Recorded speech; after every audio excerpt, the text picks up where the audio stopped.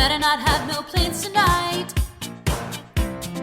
Movie time and it's feeling right. You're looking for a love that lasts.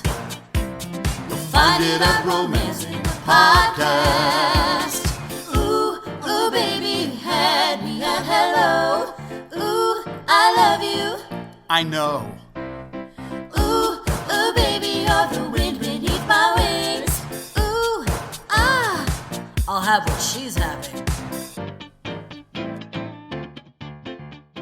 Thank you for tuning into Romancing the Pod. You had us at hello. I'm Paige Wesley. I'm Mikey Randolph. And I'm Todd Schlosser. And this week, Paige made us watch Whatever It Takes. All right. So I thought we had watched this movie before because I've seen She's All That. Right. But this is the first time I've seen this movie. Have you guys seen it before? Yes. Definitely have. Okay. I want to say I saw this in college because, like, Oh, wow. Okay. yeah, it was not nearly as popular as She's All That when it came out. Okay. I do remember seeing She's All That when it came out. And it's like, not only is it, I'll talk about it in fun facts, there's a lot of overlap between the two movies. Yeah. But my sister and I found it, and we kind of fell in love with it. It's not a good movie. I want to Okay, establish okay. this No, initially. no. I was very worried, though. No, this movie is not good. No. This movie is Watery dog shit. watery dog shit, balls to the wall, bonkers, and it has so many famous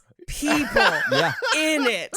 And that's what makes it so funny, because it's just shy of She's All That. Because, like, She's All That holds up. There's a lot of heart in that movie.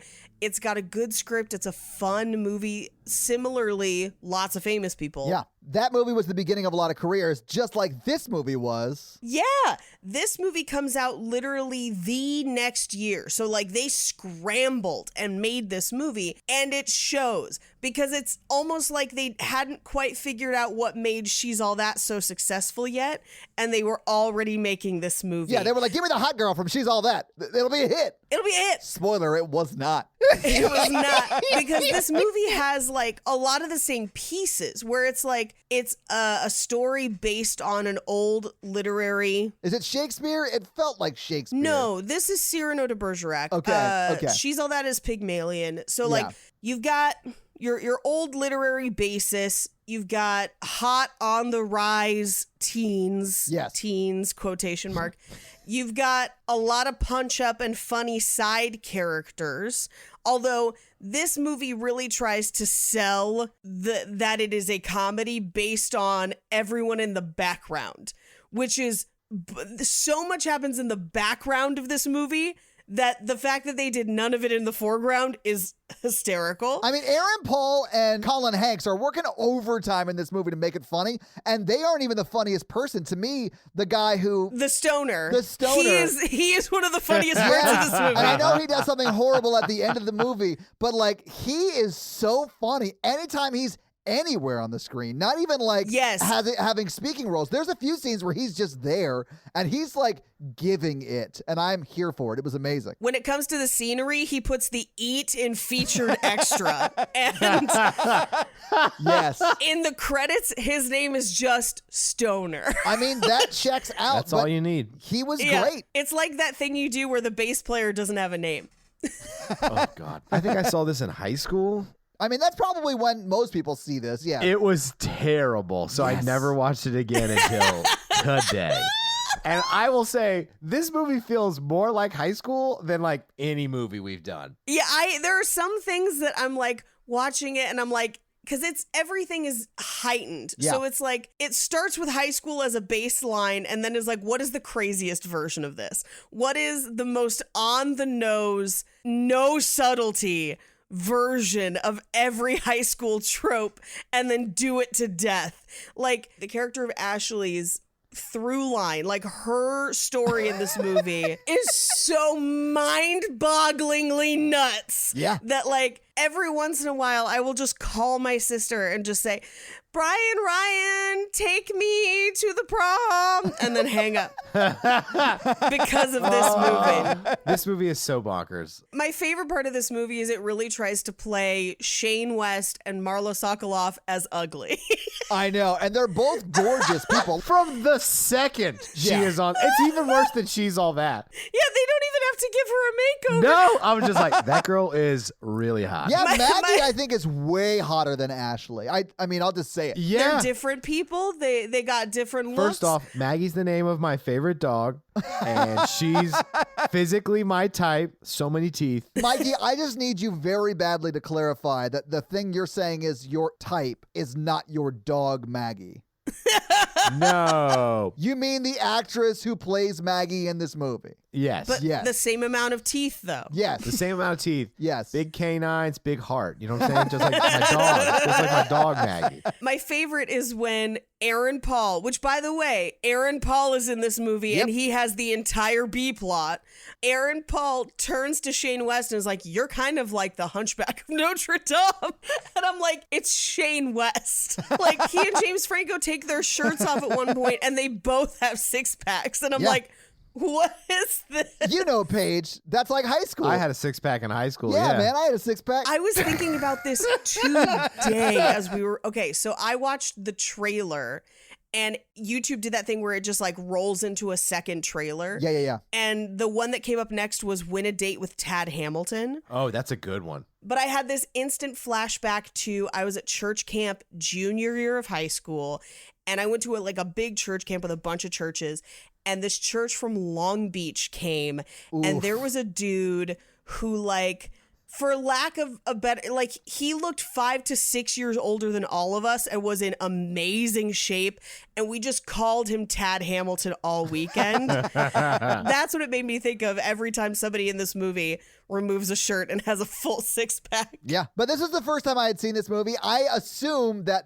some things played a lot better in the year 2000 when it came out than now. Yes. Because some wild shit happened in this movie that is super inappropriate. But we'll cover that, I'm sure, Paige, as we go through the plot. Oh, yeah. There were 2 times in this movie that I, like, enjoyed it. The rest of it, I was like, this is She's All That Light, and it's not that great.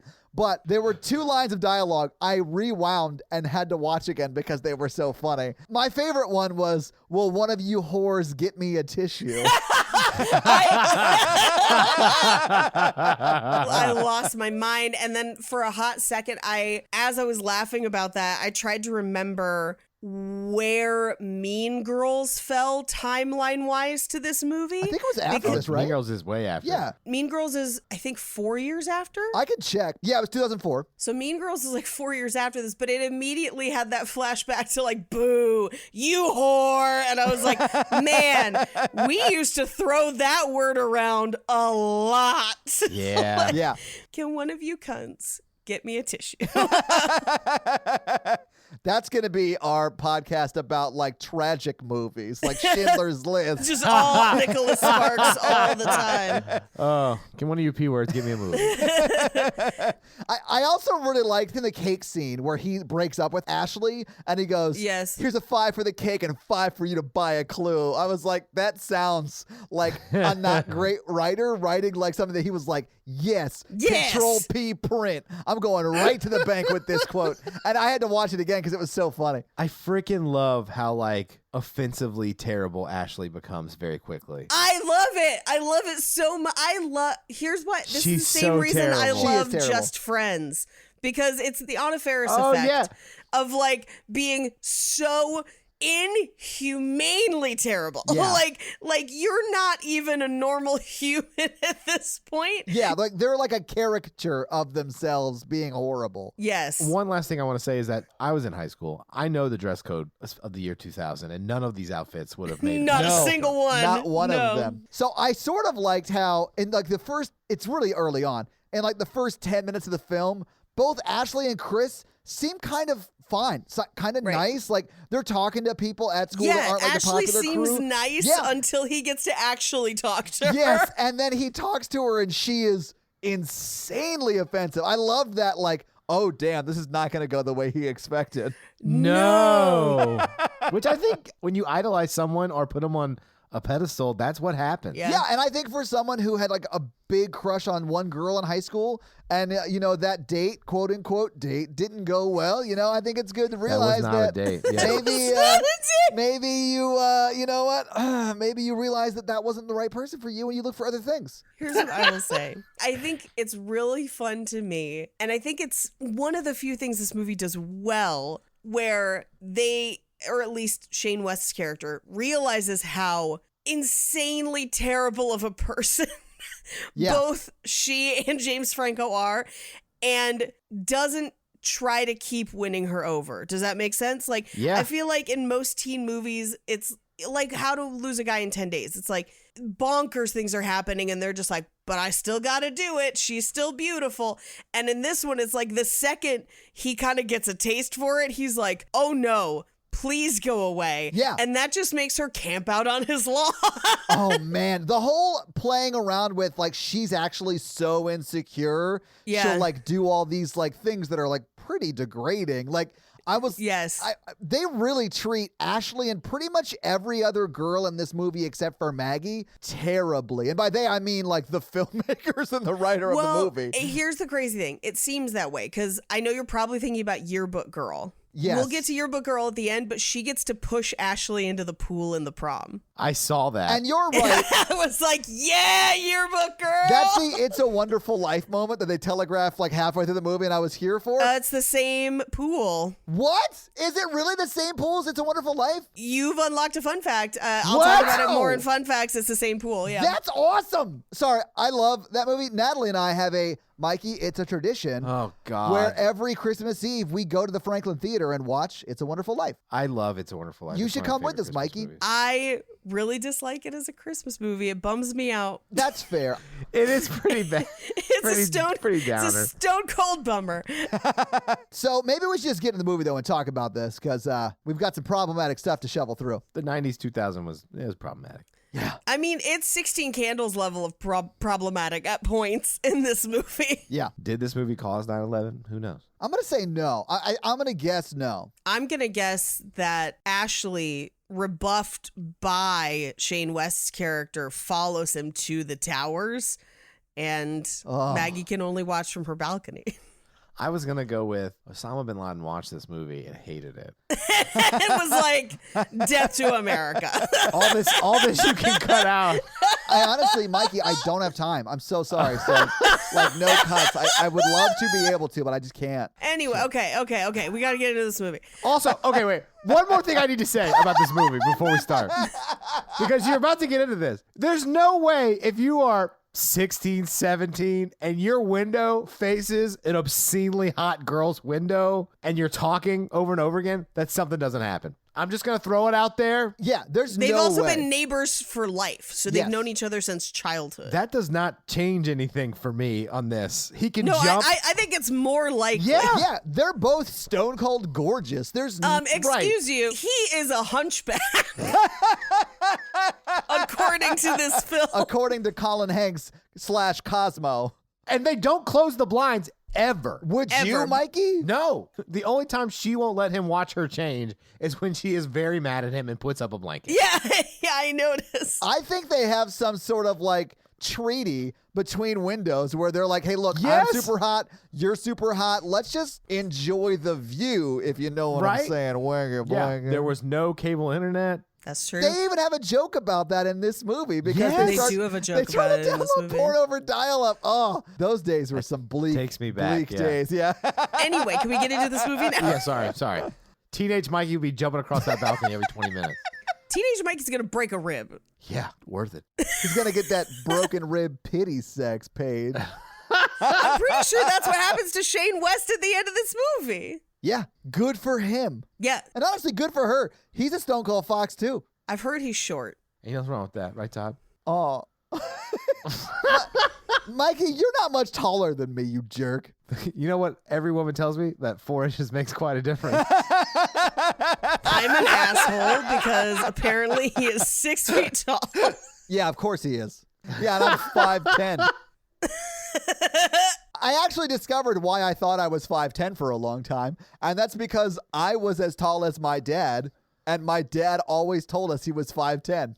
So I thought I was taller because my dad's a liar. Yeah. My brother and I both realized this when my mom was here this weekend. That's really funny. But maybe we should get into this movie, Paige. Yeah, let's get into the movie. So it starts out with stop motion makeup, which is kind of cool. It's like, it's interesting for the credits, I guess. And then we get a close on, and in my notes, because I didn't remember her name, I just put Taylor Vaughn's beauty routine because that was her name and She's All That. Exactly, yeah. That makes sense. They were probably filming this when She's All That was in theaters. Like, Yeah, Yeah. absolutely. and they were like, She's All That, such a hit. Yep. This is like going to be the hit 2.0, and it wasn't. And she's literally wearing like the same clothes. The director was like, hey, Taylor, whatever your name was, whatever, it doesn't matter. Can you bring your clothes from She's All That? That'd be great. Well, my favorite is that she's comically evil and She's All That as well. Yeah. But it's all that whole like real world subplot, which is hysterical. Yes. Definitely holds up. And in this, it's like she doesn't have a Matthew Lillard to play around with. She's just her own madness. I was going to bring that up too, because Matthew Lillard is not in many, many scenes in that movie, but he makes that B plot for me. He's so funny. And this movie doesn't have that. So we cut to Maggie and Ryan's house and houses. They live right next to each other. They're Yeah. neighbors. They hop into the car because he drives her to school. And they play almost kind of this game of like, what'd you do last night? And then they talk about what they wish they were doing. And then they talk about what they actually did.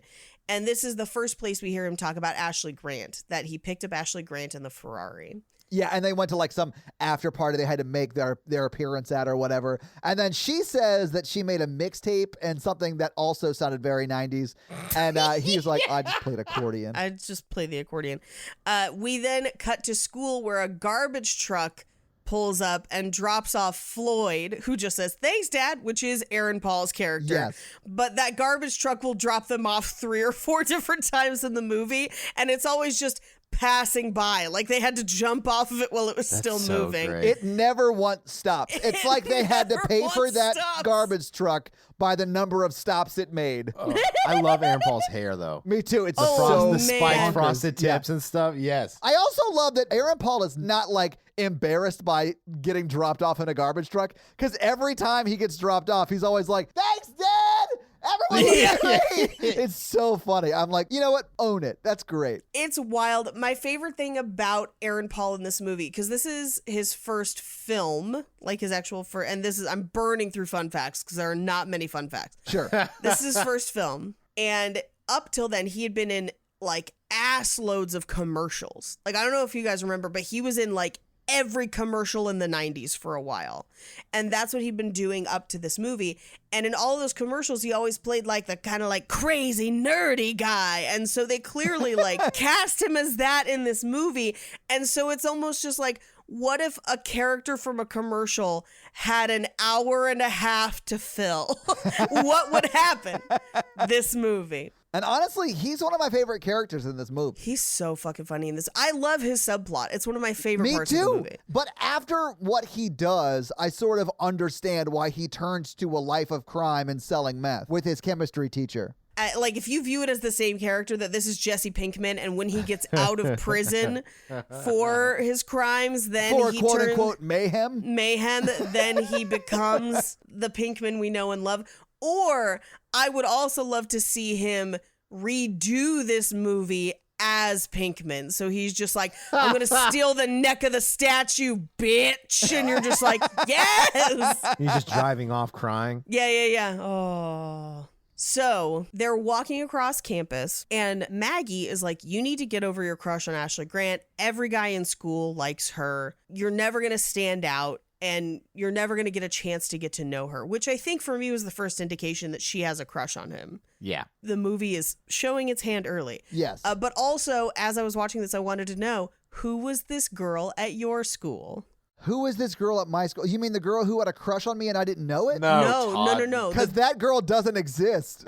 The girl we all had a crush on. The girl that everyone had a crush on. Because there was, I even went to a small school, and there was one of these at my school, and I remember talking to one of the boys in my class about it one time and being like, literally, numbers-wise, you guys are all stupid. Because there's tons of girls that would willingly go out with you, and you all keep asking the same girl out. Like, diversify. What's wrong with you? But anyway, who was that girl at your school? You want me to say their name? Like, you want me to name? I'll give you her address. All right, so here's the deal. You can bleep the names if you want. Was it Rachel? Yeah, it was Rachel for me in my school. I mean, I assume, but I honestly didn't take like a census and a poll. So like, I only assume it was Rachel because the one time we went out together, there were like 4 other dudes there. So you know. Todd did not get the rose. I get it. I didn't, and I'm bitter about it, honestly. The girl at my high school was actually super, super nice. Isn't that the worst when they like turn out to be good people? She's a genuinely good person. She also, this sounds terrible, she's pretty. I don't think she's like mind-bendingly pretty. Like she looks like a normal person, I guess. But for some reason, dudes were all over it. And she hated it and didn't like any of them and like specifically didn't date people. Like she was kind of hardcore about it where she was just like, no, this is stupid. And then left, went to college somewhere else, married some guy that we didn't go to high school with as kind of like a fuck you to everybody. And I'm just like, yeah, good for you. Yeah, good for you. Anyway, so back to the movie. So Ashley arrives at school and literally lines of people waiting to say hi to her. The stoner guy falls off a skateboard while carrying a book. She catches it midair and hands it back to him. And she does seem nice. I thought she was. I was like, oh, are they going to make like the hot sought after girl like nice? And no, they don't. No, they don't. But they start out that way. That was the case at my school, but well, and mine, yeah. It is not the case in this movie. So we get kind of like a cut between shots where Aaron Paul is like, I'm going to miss this place. And then James Franco we cut over to his group of friends. He's like, I'm going to miss this place, all the lovely ladies. And they're like, all but Maggie. And he's like, I have a plan.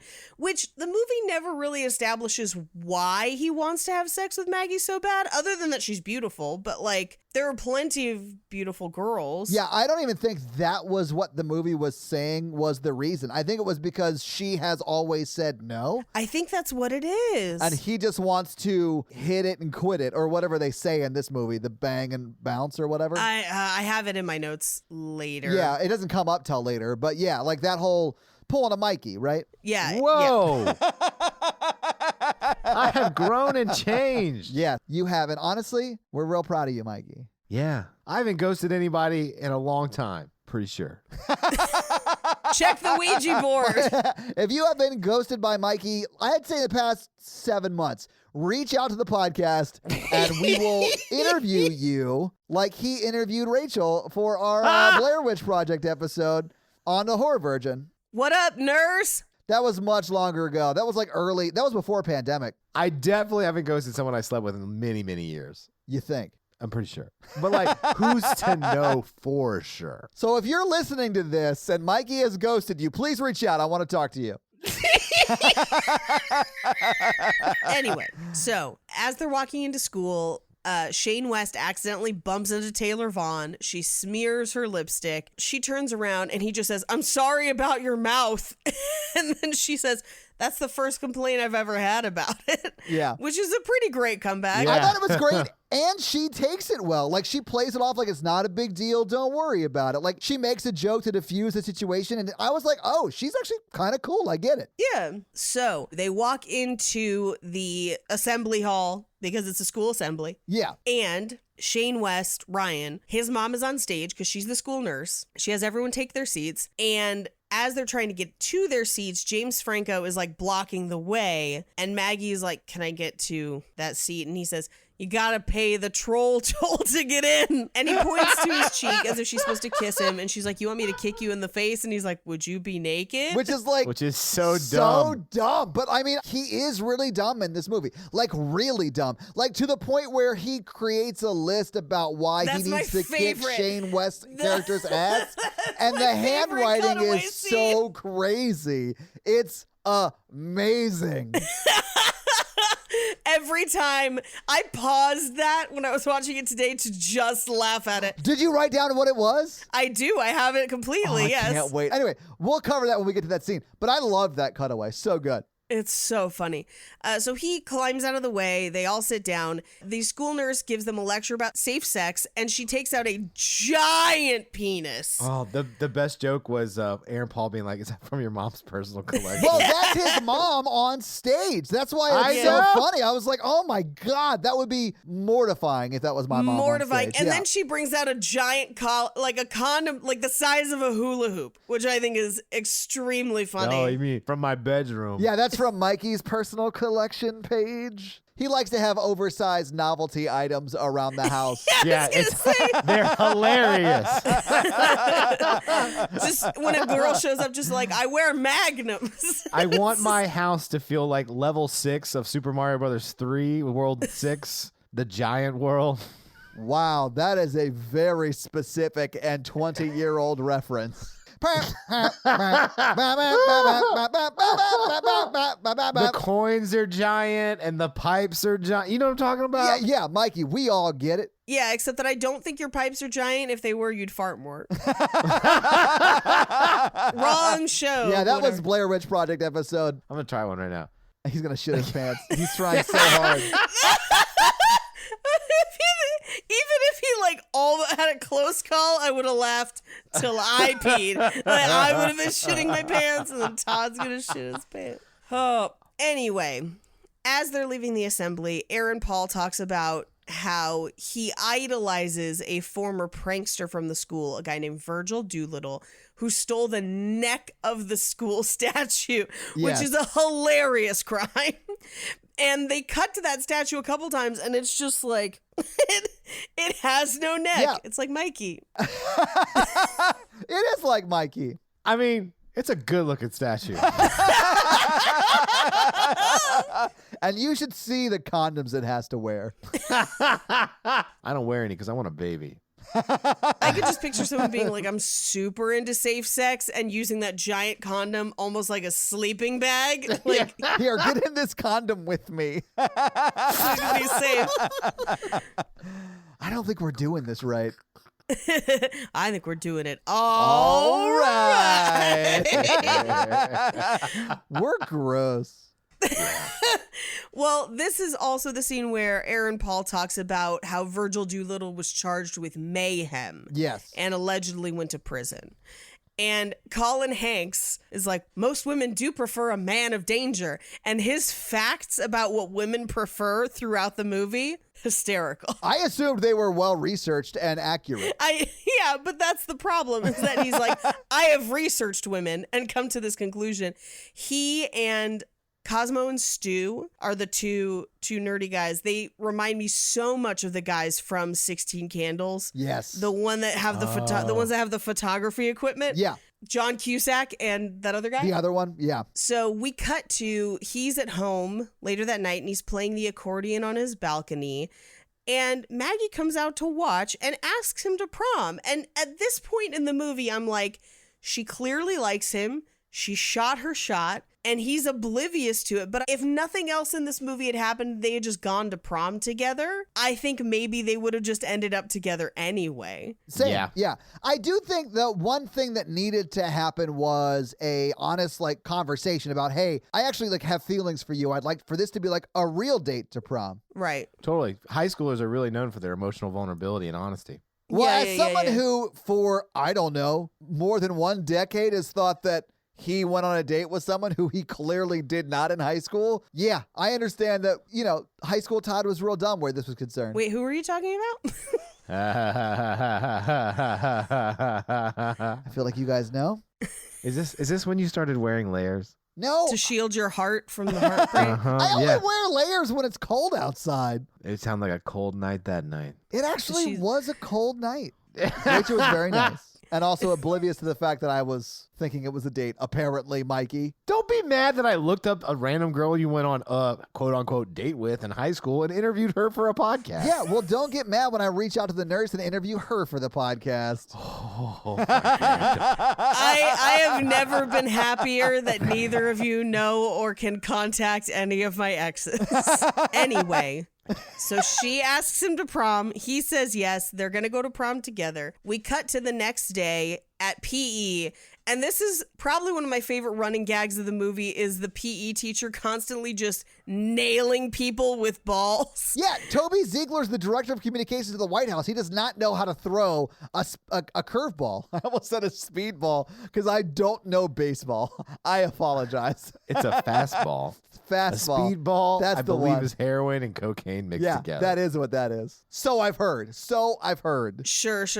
Every single person who gets up to bat, he's just like pelting them with baseballs. And berating them of like calling them, get up, you girl. Like, yeah. Well, you almost hit me with a baseball. I mean, I think it's in this scene or maybe the next time they do it. He gets concussed. He takes it to the hits him head. in the head. Yeah. Walk it off. Walk it off. He tells everybody to walk it off. I love Toby Ziegler. He's also in Ballers. Yeah. So Aaron Paul gets him up. They go to walk it off. And Aaron Paul takes him to the security officer at school who essentially lets Shane West into the girls' locker room to watch Ashley shower, which is fucked up. Yes. It's not okay. It is a very 90s move, though. When I saw this, I was like, oh, this is not cool. I do think that it was a little bit of poetic justice that he also ends up seeing his mom showering. I didn't realize that she was going to shower. I saw her walking around in there, but I thought she was just there to give them the 5-minute warning or whatever. No, she's in a swimsuit with a towel. So she either has just showered or is about to shower. Ooh. Well, now, honestly, hated that scene before. Hate it even more now. Because he does end up watching Ashley shower for a little bit and then escapes just before he gets discovered and runs into James Franco. And James Franco basically presents him with hey, you're friends with Maggie. I think Ashley is James Franco's cousin is what they establish. Is that what it is? Yes, because they couldn't have them date, right? Right. They had to have some reason why the hot guy wouldn't date the hot girl. And it's because they're related. Yeah. Well, a superior movie, Can't Hardly Wait, has cousins trying to date the hot girl. So does Mean Girls, has Karen and Seth Mosikowski. Oh, man. A lot of cousin fucking going on. So as he's talking to James Franco about Maggie, in the background, this is the first time that we get the stoner who's just like, he's got the hookup. Help you out. What's the catch? Did she ever mention me? No, bitch. He's just commentating on their conversation as if he's a part of it. Yeah, he is, in his mind, the third very active member of their conversation. They do not acknowledge him once. At the end of the scene, he runs up and shakes their hands. He's like, yeah, we did it. We worked out a deal or whatever. We're having it's a plan. We're working together. And they're just like, who the hell are you? Were you talking to us that whole time? Yeah, the whole time.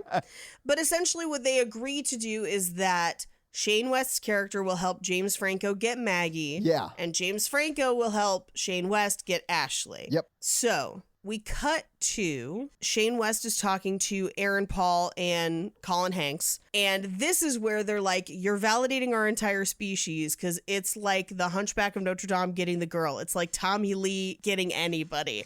And I'm like, dude, Tommy Lee, first of all, has that crazy giant dick and is a famous rock star. Yeah, he's in Motley Crue, guys. He is a famous rock star. Yeah, he's in Motley fucking Crue. And if I know anything about drummers, it's that they're all hung like that. I don't think that's true. Definitely not. It's not true. That's why he wears the layers. Just crafting bulges. The bottom layer is always a cucumber. But this is also where they're like, you're kind of like the hunchback. And he says, I'd like to hunch her back. Well, Aaron Paul says that, yeah. Yeah. It's like a throwaway line at the end of the scene, and you're like, oh, wow, okay. Yeah. So Shane West and James Franco go into Shane West's mom, the school nurse's office, and use it to send an email to Ashley. And the email basically tells her that, quote, her hair looks butch, which is wildly offensive. Yeah. To like use that as a derogatory term, but also not accurate at all. No, not at all. I mean, it's like long and like not at all, quote unquote, butch. Like it's so off mark. It's funny. It's very, very femme. Yeah. But Shane is talking to James Franco about like, he's like, I don't want to be mean to her. Like, why can't I just be like nice? James Franco's like, listen, do you actually want to date her? Because in order to get a girl like this, you have to treat her like shit. You have to like be an asshole. Well, what he basically says to kind of start that off is everyone wants to say something nice. You have to be different. Yes. And to be different, you have to be an asshole. So like, by being an asshole, it's almost like she knows that you're not sucking up to her. Yeah. And then she's interested, which is a terrible reality of hot people sometimes. Well, okay. I'll say this about that specifically. That is the right game plan, but the wrong execution. Like, you do want to be a little different, something that stands out in a way, but not by being an asshole. You want to do it in a way that makes them want to actually spend time with you, not like you want to invite 4 other dudes to go to the movies with her. Here's what I will say. As someone who dates hot people, have in the past, married to one in the present. Can I just say this? And no offense to Mikey, but we date people who are way out of our like league. Alexa's gorgeous. That's what I'm saying. Like Mikey and I date people way out of our league. No, the 3 of us have intelligence and humor. Speak for yourself, Mikey. I had a guy at work was like, oh, she's really, because Alexa was a setup, and a guy at work was like, you date a lot of girls out of your league. And I was like, if it's consistent, it is my league, Jacob. That's pretty fair. I like how you named, I'm leaving it in. I'm leaving the name drop in. You can suck it, Jacob. We date hot women. Yes. Well, here's what I will say. He's not wrong, but he's not right. He's taking the wrong thing for it, because like, yeah, it's the right approach, wrong execution. Yeah, a lot of times when people approach very, I will say, conventionally attractive people, they do it in such a way where it's almost like they're in awe of their attractiveness. They put them up on a pedestal. Yes, they put do them on a pedestal, and it's exhausting. And so if you just approach someone like that confidently, as if it's no big deal that they look the way that they do, where it's just a given, it's not a thing, that's what sets you apart. And then I would say that you two are probably like me, where like it doesn't matter what somebody looks like I'm gonna give them shit. Yeah. Oh yeah. And honestly, people who are really hot, I mean, so I've been told, the best way in with those people is just to treat them like regular people and joke around with them, and Mikey, like, give them shit, like, you know, treat them like they're a regular person. That's honestly the best way to treat everyone. Yes, it is. I would imagine that if someone came up to you all the time, were like talking about how gorgeous you were all the time, that would get old and you'd be sick of that. I bet Mikey, because Mikey, I've said this many times, is a soft 10. Like, he's a hot dude. I bet Mikey is just looking to get DMs that are not talking about his looks. Like, they're not like, hey man, you're super hot. I have never, ever. I have gotten weird sexual DMs. So have I. Yeah. They're usually not about my looks. Well, they are, but like. I get DMs that do center on my looks. It's very off-putting. Oh, yeah, because they're like assholes. And they're like fetishizing, usually. Yeah. Someone once just sent me a DM from one of my stories, and it just said daddy. That's the fucking funniest shit I've ever heard. Like, I had a Santa hat on, like, for Christmas later, and it was like, Santa daddy. I love that. I've blushed many times because of this podcast. I will tell you that much. Did you just send that to us? Paige just sent a DM to both Mikey and me that says daddy. I did it during Blair Witch. I'll do it again. I once had a girl email me and asked if I wanted to put it in a non-conventional orifice. Like a nose? That's my brain went to nostril too. No, it was the butt. Oh, That's I mean, not super non-traditional. I mean, it's not. I would say it's usually third in a list of holes. right above ear.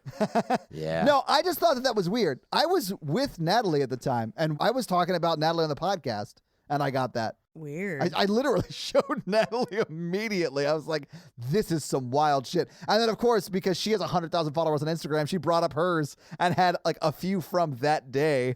One of which had a picture of a dick. Was it a good dick? Not really. I don't know. Are any of them good, though? Like, some of them are hilarious. Oh, it was funny. Yeah. Unless your mom's been lying to me. I mean, I'm not I mean, if you want to have sex with my mom, like she's 68 years old, 66 years old, something like that. So, yeah, I mean, awesome. Good for you guys. I'll wait till 2 years from now. Until she's 68 or 70, you're going to skip 69 altogether?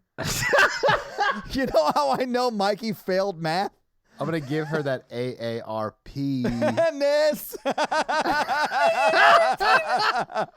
I'm just making high school level jokes at this point. So pretty much just your regular thing that you do, Mikey? Worse. Hey, girl, you shit with that ass. Hey, girl, you shit with that ass?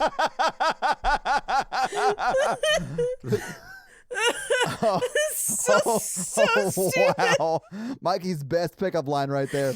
So funny. Damn, girl, you shit with that ass.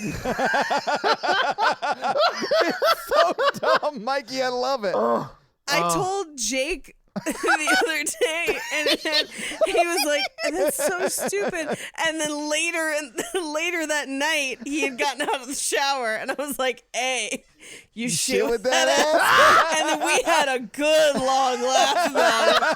I'm telling you, Mikey, when did that come up? Like, why did you say that?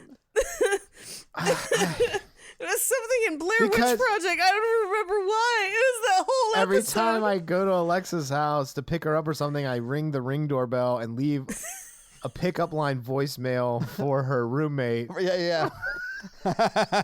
Damn, girl, you shit with that ass. Shit with that ass. Fuck, it's so funny. So stupid.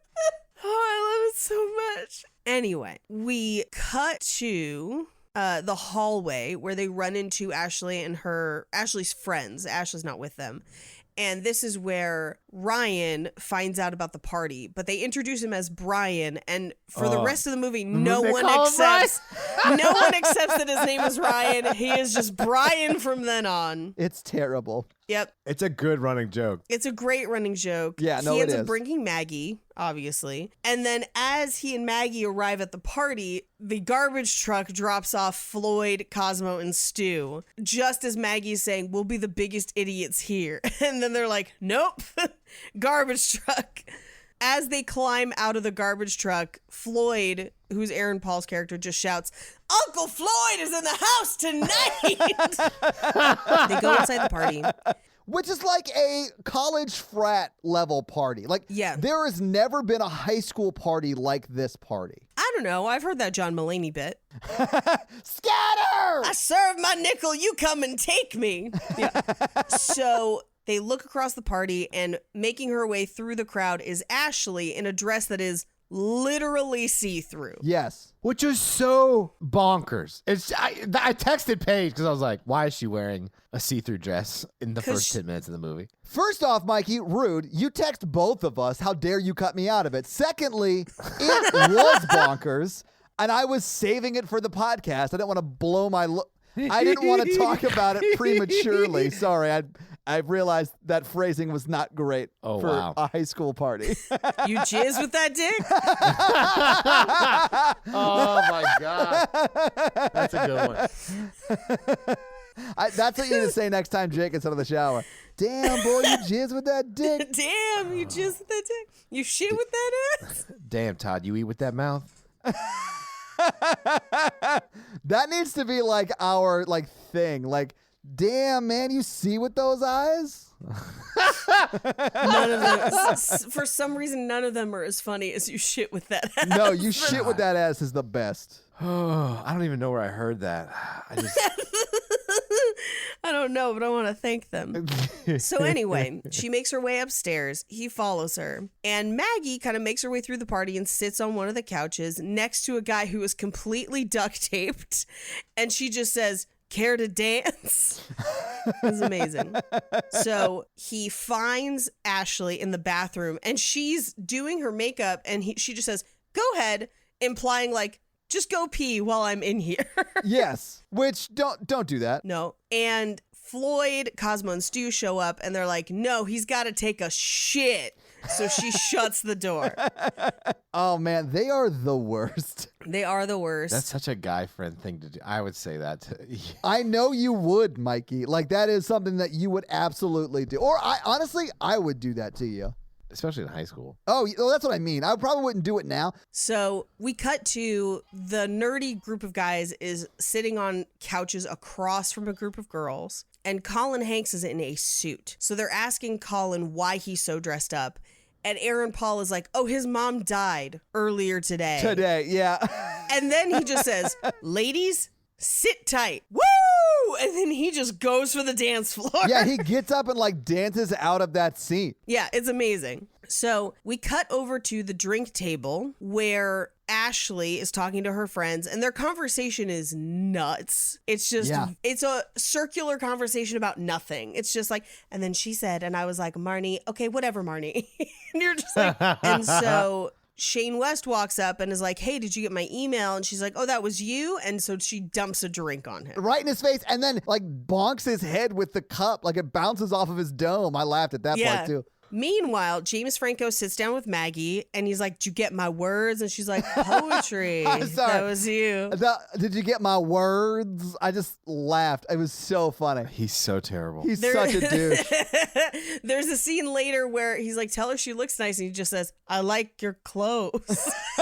He's so dumb, and they super lean into that, which I enjoyed. I loved it. So she's like, oh, poetry, you're the one who sent it. And he's like, yeah, it's freaky stuff. Did you get you hot? And she's just like, hard pass. Wow, I have to leave. I need to leave right now. It is hilarious. So he confronts Shane West and is like, yo, the poetry didn't work. And he's like, yeah, well, the email you wrote didn't fucking work either. Well, this is where James Franco starts talking about how you have to really lean into being an asshole if you want to get her to notice you. And Ashley talked to James Franco about that email more than once. Like, it is on her mind. She's starting to notice you. Right. And then they look over and they see like these two dudes throw fireworks at girls, and James Franco goes, I love this part. They're both going to get laid tonight. Yeah. Well, one of them is Kip Purdue, who has been in at least one other episode of this show. But I'm a Cheerleader he was in for sure. But he's been in a bunch of other movies, so it's very possible he has made other appearances. And of course, in the future, we'll make more. Yeah, as they're having this conversation, Floyd, Aaron Paul, is watching them, and he gets an idea. Oh, yeah. And just happens to have a pocket full of, like, whatever those... Firecrackers. Yeah, like legit firecrackers, like that pop. This is something that you couldn't do nowadays because... Mayhem! Yeah, well, yeah, of course, because mayhem. But this is a joke you could never do nowadays because there's no way everyone in that house party would not think it was like a drive-by shooting or someone was in there just mowing people down. Like, this would be a terrible prank to pull on people. Yes, absolutely. Unless it was 4th of July. No. If you heard firecrackers very much inside somewhere, I would immediately assume it was a gun. But also just don't do this. It's a bad idea in general. Yeah, I mean, he does blow these girls up. They could have lost some fingers. It does play like it's a bad idea in the movie. So, James Franco convinces Shane West to push Ashley into the pool. No, he pushes Shane West into Ashley, who goes into the pool. He volunteers him into her. He got pushed is what it was, because Franco pushes him into Ashley, and then Ashley goes into the pool for the first time in this movie. So Floyd comes back with fireworks. He lights them. He overdoes it. The girls end up with burned clothes. Yeah. Maggie decides that she's gonna peace out. Yeah, she's had enough. She was verbally, sexually assaulted by James Franco, so she's out. Yep, she's out. So Shane West and James Franco sit down and have a beer. And he, again, is like, I don't want to be mean to her. He doesn't want to be mean to Ashley until later when he's like, I can't wait to be mean to Ashley. Well, that's because Ashley's not a good person. Like, Ashley's the fucking worst. Yeah, I'm not saying she deserves what she gets in this movie, because she does not. Not that far. Right, but I understand why he breaks up with her. Like, all of that, to that point, I was fine with it. Right. So we cut to Shane West has now gone home, and he wakes Maggie up with a laser pointer, and he tries to talk her into going out with Chris. Yes. I did like that, though, because she comes out, like, rubbing her eyes like you do when you're, like, just waking up. And she's like, I thought I was being abducted by aliens. No, you know that this is their, like, signal that they've done this before. Oh, yeah, they definitely have. Usually he tapes the laser pointer to his dick and just, like, swings it around. And she's like, look, if you can't make that thing point in my window, don't even bother calling me over.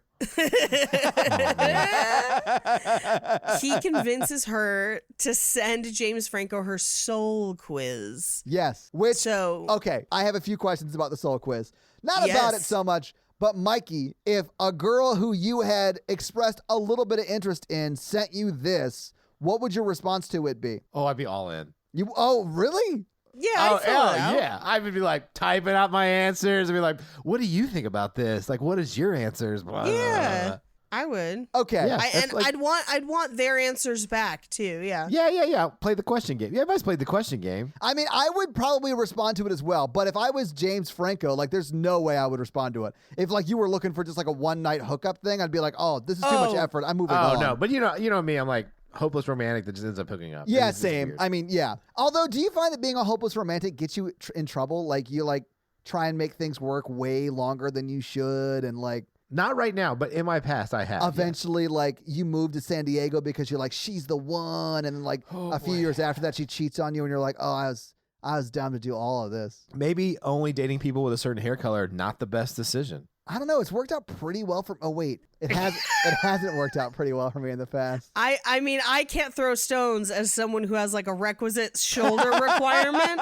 You both have very specific physical requirements, which like almost puts us in the opposite. Where like we're the dicky popular clique, where like I only date redheads and I only date big shoulder people. I mean, it's more than just big shoulders, but whatever. I have dated people who don't have red hair. In fact, my wife had brown hair. I don't believe that. It didn't work out. No, I mean, yeah, I think you want to wait. You want to make things last longer a little bit. You get caught up in the romance, the feelings. I find that happens to me. You get caught up in the way that like a t-shirt just kind of like stretches across. You're like, damn, how did he buy a shirt that fits him everywhere but the shoulders? Yeah. That's Paige's type right there. Yeah, it is. Her perfect man is just a fucking suit jacket with big shoulder pads in it. It's like John Cryer, but with huge shoulder pads. It's just whenever Jake's out of town, I just put a giant 80s sweater on a body pillow and make it work.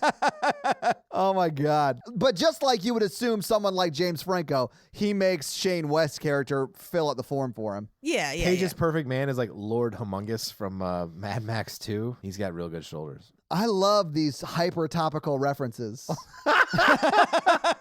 I'm making jokes to like one person, and that person is like 14-year-old myself. And his shoulders weren't shit. So if you don't look like a goddamn triangle, get out of my DMs. Upside down, opposite side. You gotta be specific, Paige. It's just a bunch of guys walking into your DMs on their hands. I like people with teeth, baby. No other requirements, just must have teeth. Paige's shoulders, I'm redheads, and Mikey's a horse. Hey, girl, you chew with those teeth? So Shane West fills out the soul quiz. Meanwhile, we get a cut at school that shows that Ashley's now wearing a beanie because she is confused by the email he sent her. But I really do think it drives home that she is actually very insecure. Yes, absolutely. This is going to sound insane. I think the person who plays Ashley does an amazing job because she really commits to like everything she's asked to do, and she is not afraid to look foolish. She really leans in. I was really impressed with her in this movie. And I know she was in She's All That, but I think she was asked to do crazier shit in this movie, and she was game for it. Yes, there are a number of sections in this movie where she is asked to do physical comedy that makes her look foolish, and where she plays the fool. Yeah, and she is not afraid to do it. Yeah. She goes full boat. I really actually like it. Yeah.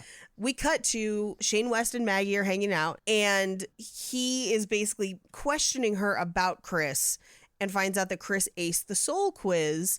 And she's just like, he's gorgeous. What am I going to, like, why, how could he have aced it? It doesn't make sense. Well, yeah, because Maggie is like, this is terrible. Like, he did a great job, and now I actually think I might like him. And there's no way I can like someone who is this gorgeous, right? Right. Well, and also he's a douchebag. Well, like, yeah, but her perception on that is starting to change. It shouldn't be, but it is starting to change. Because what she is falling in love with James Franco's looks and Shane West's personality. Yeah. And also his looks, because he's also hot. Because he's also hot. And she's watched him change for 14 years. Yeah, she knows exactly how hot he is. They've played doctor. Oh, yeah. Honestly, given the choice, I think I'd just choose Shane West. I'd be like, yeah, it's nice that James Franco aced this quiz, but like, what's you up to? Yeah, we already have a prom date. Yeah. Anyway, he convinces her to go on a double date. We cut to, she's getting dressed, and she calls him because she's probably going to try and back out of the date. Well, no, she said she is.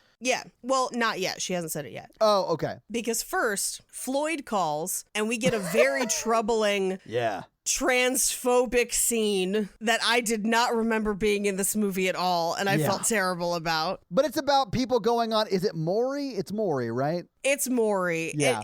And here's the thing, as an avid Maury watcher, I will tell you, they're not right. Every time somebody says, I have a secret, it's that they've been sleeping with one of your cousins. Yes, or brother, or someone that you're very closely related to. Or parent. That's who that's always what it is. Oh my God, the age of Adeline would have been so much better if that reveal happened on Maury. Maury, I'm ashamed to say it, I cheated with his son. Yeah, that's, yeah. Would have been so good, yeah. I love it when people call him Murray. It's my favorite.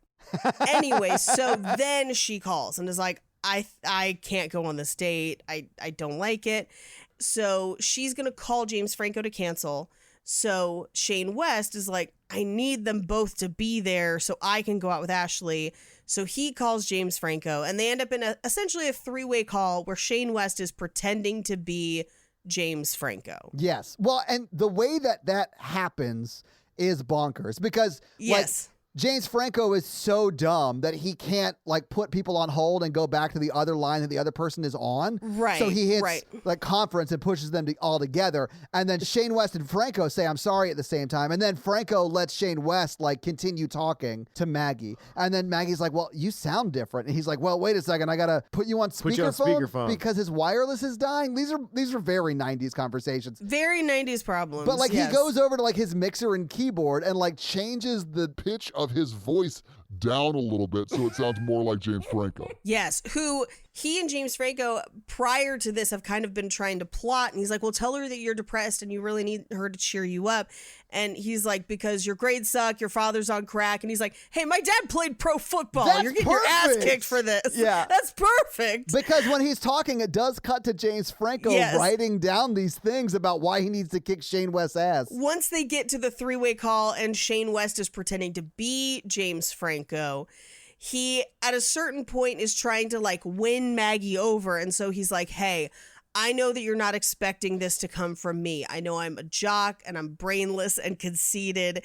And then it cuts to James Franco writing a list that says reasons to kick Brian's ass, which, by the way, James Franco knows his name is Ryan. Still calls him Brian the whole movie. The whole movie. Well, because he's a dick. It's his first red flag. Number 1 is just dad's on crack. Number 2, said I was dumb. Yes. And then number 3 is conceited, CONCEETED. He's misspelling conceited under the one about him being dumb. Said I was dumb. Yeah, so funny. But Shane West convinces her, so they agree to go. Yes. And as they hang up the call, he gets very excited and undresses and play that funky music on the accordion. At which point, as he's being watched because he's always being watched when he's naked. Yes. Yeah, I mean, why wouldn't you? It's Shane West. And listen, his blinds are open. He has made the choice to show her. Yep. This is not the first time he's played his accordion in front of the window for her. For sure. Wangy blank. But as he slides across the room, there's a camera shot and you see up and there's 2 canoes on his ceiling. Really? Like real life canoes? Yes, it was boggling my mind. I've never noticed it before, but then I started looking at the rest of his room, and the entire rest of his room is covered in like kayaking and canoe paraphernalia, which is never addressed. It's like they were like, we have to give him other interests, but then they also have all the music stuff, so he's got like bongos, keyboards, soundboards, like he's got a recording studio in his room, and canoes. It's the strangest attempt at a quote-unquote high schooler's room that I have ever seen. It's nuts. Well, what you don't know is he actually started the first podcast called On the Rapids, and it's a love / kayaking podcast about, you know, finding love on the great rivers of America. Yeah. In the middle of the night, I watch her sleep. Damn, girl, you shit with that ass. I don't know why, but damn, girl, you shit with that ass is still the funniest one to me. The only way it'd be funnier for me is if you make the damn girl you insert activity something that you just don't do at all with that thing, where it's like, damn girl, you file taxes with that ass. Damn girl, you blend smoothies with that dick. Why? Damn girl, you smooth concrete with that ass. It's just concrete butt prints. Hey, bish, you drive a bus with them titties? That one's too hard. Oh my God. Okay. So she sees him through the window and they have this kind of like cute, like winky blinky. Then we cut to the carnival. Yep. I do love the establishing shot of the carnival is just Maggie and Shane West walking in together, and then it zooms out to reveal both Ashley and James Franco. I thought that was on cool. each other's because sides, you really want those two to end up together, right? Right. Sure, both I Maggie guess. and Shane West, and then it reveals the other two people that are there, which are James Franco and Ashley. Hey, girl, you use chopsticks with that ass. Oh my God. I'm sorry. I think we broke Paige with this formula. It's the last time. Okay.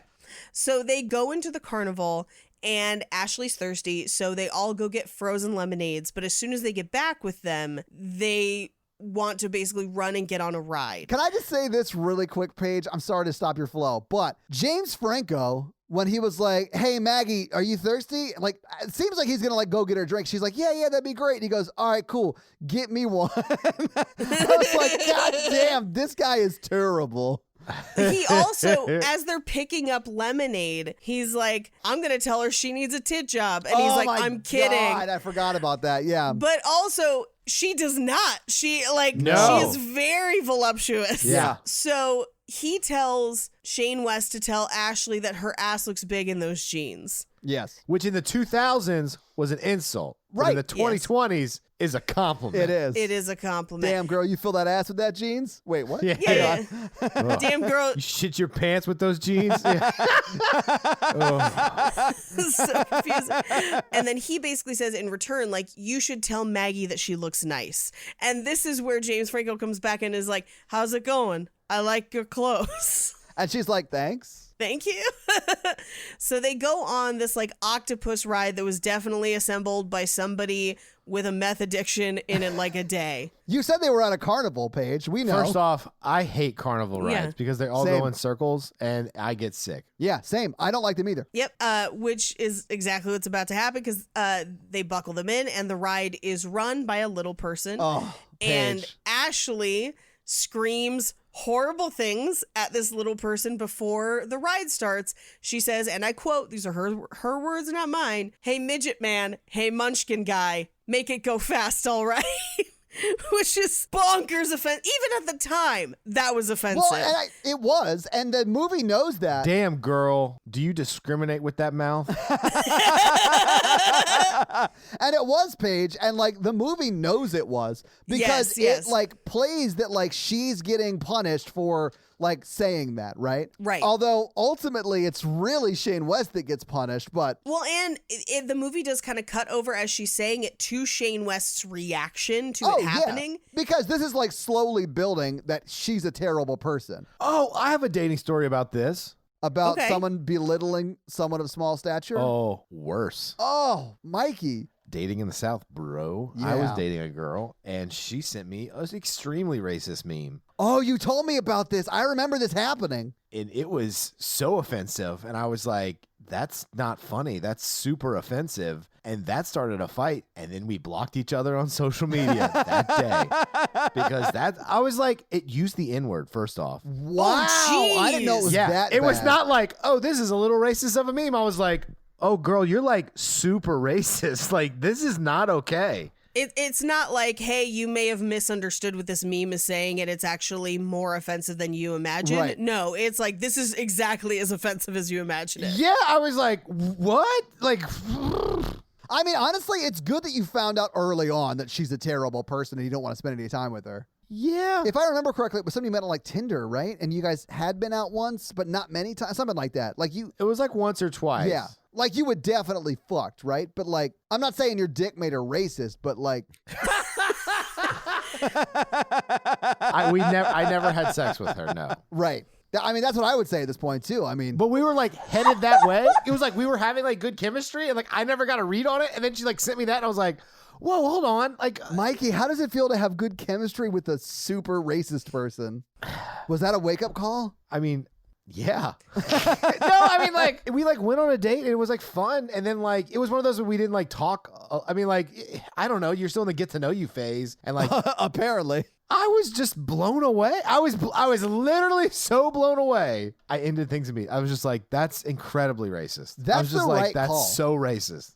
I mean, Yeah. I would understand if you were like, hey, like trying to find out, like, is she sending this to you because she's like, hey, look at this horrible thing some people are laughing at? No, she tried to defend it and was like, it's not racist. It's just funny. I'm like friends with, and I was like, if you showed that to any person of color that you are friends with, they would think you're totally racist because it's completely racist. And I was like, Yeah. you cannot, I was like, go ahead and like text it to them, see what they do. And I was like, and then we just got into it. Because once I cross a line, I cross the line. You know what I'm saying? Oh, Mikey, I know. Once I'm done, I'm like, done.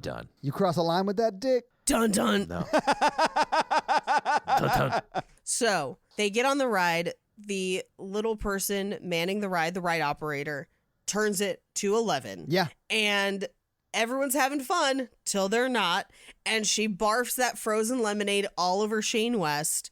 And they get off the ride. And Maggie is like, oh no, did you throw up? And he just says, not exactly. And she just goes, sorry, Bri. And just like runs off to somewhere else in the carnival. Well, she grabs Maggie and runs away. And then Shane West goes, hey, Chris, or whatever his name is, can I borrow your shirt? And he goes, no, what if I get cold? Yeah. Which I thought was crazy because I didn't know that James Franco's character had a shirt on underneath. So I was like, Right. why would he give you his shirt?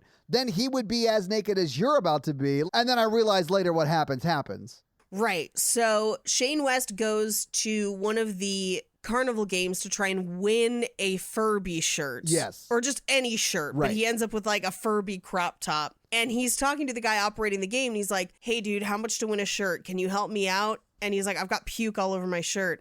And the guy running the game just goes, so? And it shows his leans shirt. back. And his shirt is also covered in puke. It's so wild. disgusting. Yeah, it's so amazing. gross. So James Franco wins a giant teddy bear for himself. For Maggie. He wins it for Maggie. No, because he keeps it. No, he doesn't. He murders a child with that stuffed animal. He does. But she reaches out as if he's going to win it for her, and then he just carries it away. Oh, that's right. That's right. You're right. Yeah. So Shane West wins a Furby crop top.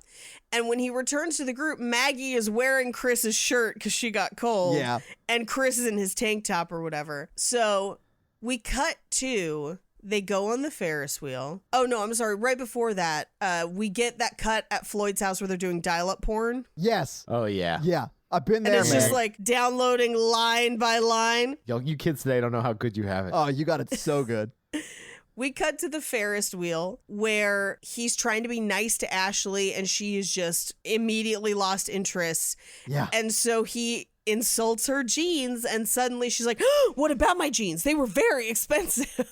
Meanwhile, in James Franco's car, he's got the teddy bear between them. Yes. And when you say car, you mean Ferris wheel car. Right. And she's asking him questions about stuff on the soul quiz, but he doesn't know. He didn't figure it out. He didn't even take it. He didn't even bother reading it. When Shane was filling out the soul quiz, he was just like lifting weights or some shit. Yeah. So he throws that teddy bear off the Ferris wheel and it murders a child. Straight up murder rates that kid. Death from above. Yep. And we cut back to Shane West's Ferris wheel car where he's like, also your shoes are terrible. And like he's just starting to list things now. Yeah, he's being an asshole to Ashley because that's what gets any kind of reaction out of her, apparently. Yep. We cut back to James Franco's car where he's like sidled up to Maggie now. Yeah. And he looks down at her and just says, I like that shirt. And it's his shirt. Yes. That's the best line of the movie to me. Because she just looks down confused. Like, what? So we cut to them pulling up to Ryan and Maggie's house. They get out and Ashley gets out to say goodbye. And he puts out his hand to shake her hand. In part because she barfed earlier, probably. Yeah, well, and the date has not really gone well. Like, I don't think he had a good time, right? Right. But he about to have a good time. And instead, she grabs his hand and sucks on his middle finger. Yeah. This was so bonkers. Like, all the way down to, like, base knuckle. Like, Don't she get is... jealous. I am not into finger sucking. That is just not something that's on the menu. I'm not going to turn it down. Has somebody ever tried to do it to you? I've done it in my intimate time. Yeah. I mean- No.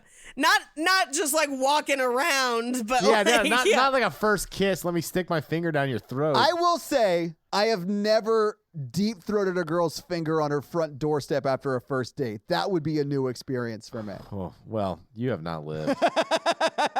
I love the cutbacks to the car with James Franco like putting his finger towards Maggie's face. he just holds his finger out. And then she just grabs the pointer finger and shakes shakes it and it. leaves. So funny. But that's how I know she's a prude. No, it's how I know that she's not taking any of his shit. Because they drive away and she's like, this was fun enough, I guess, but I don't think he has any heart. Like, he's Right. a two-dimensional person. Well, he's real dumb. So yeah, I can see that. He's real dumb. I like that shirt. It's your shirt.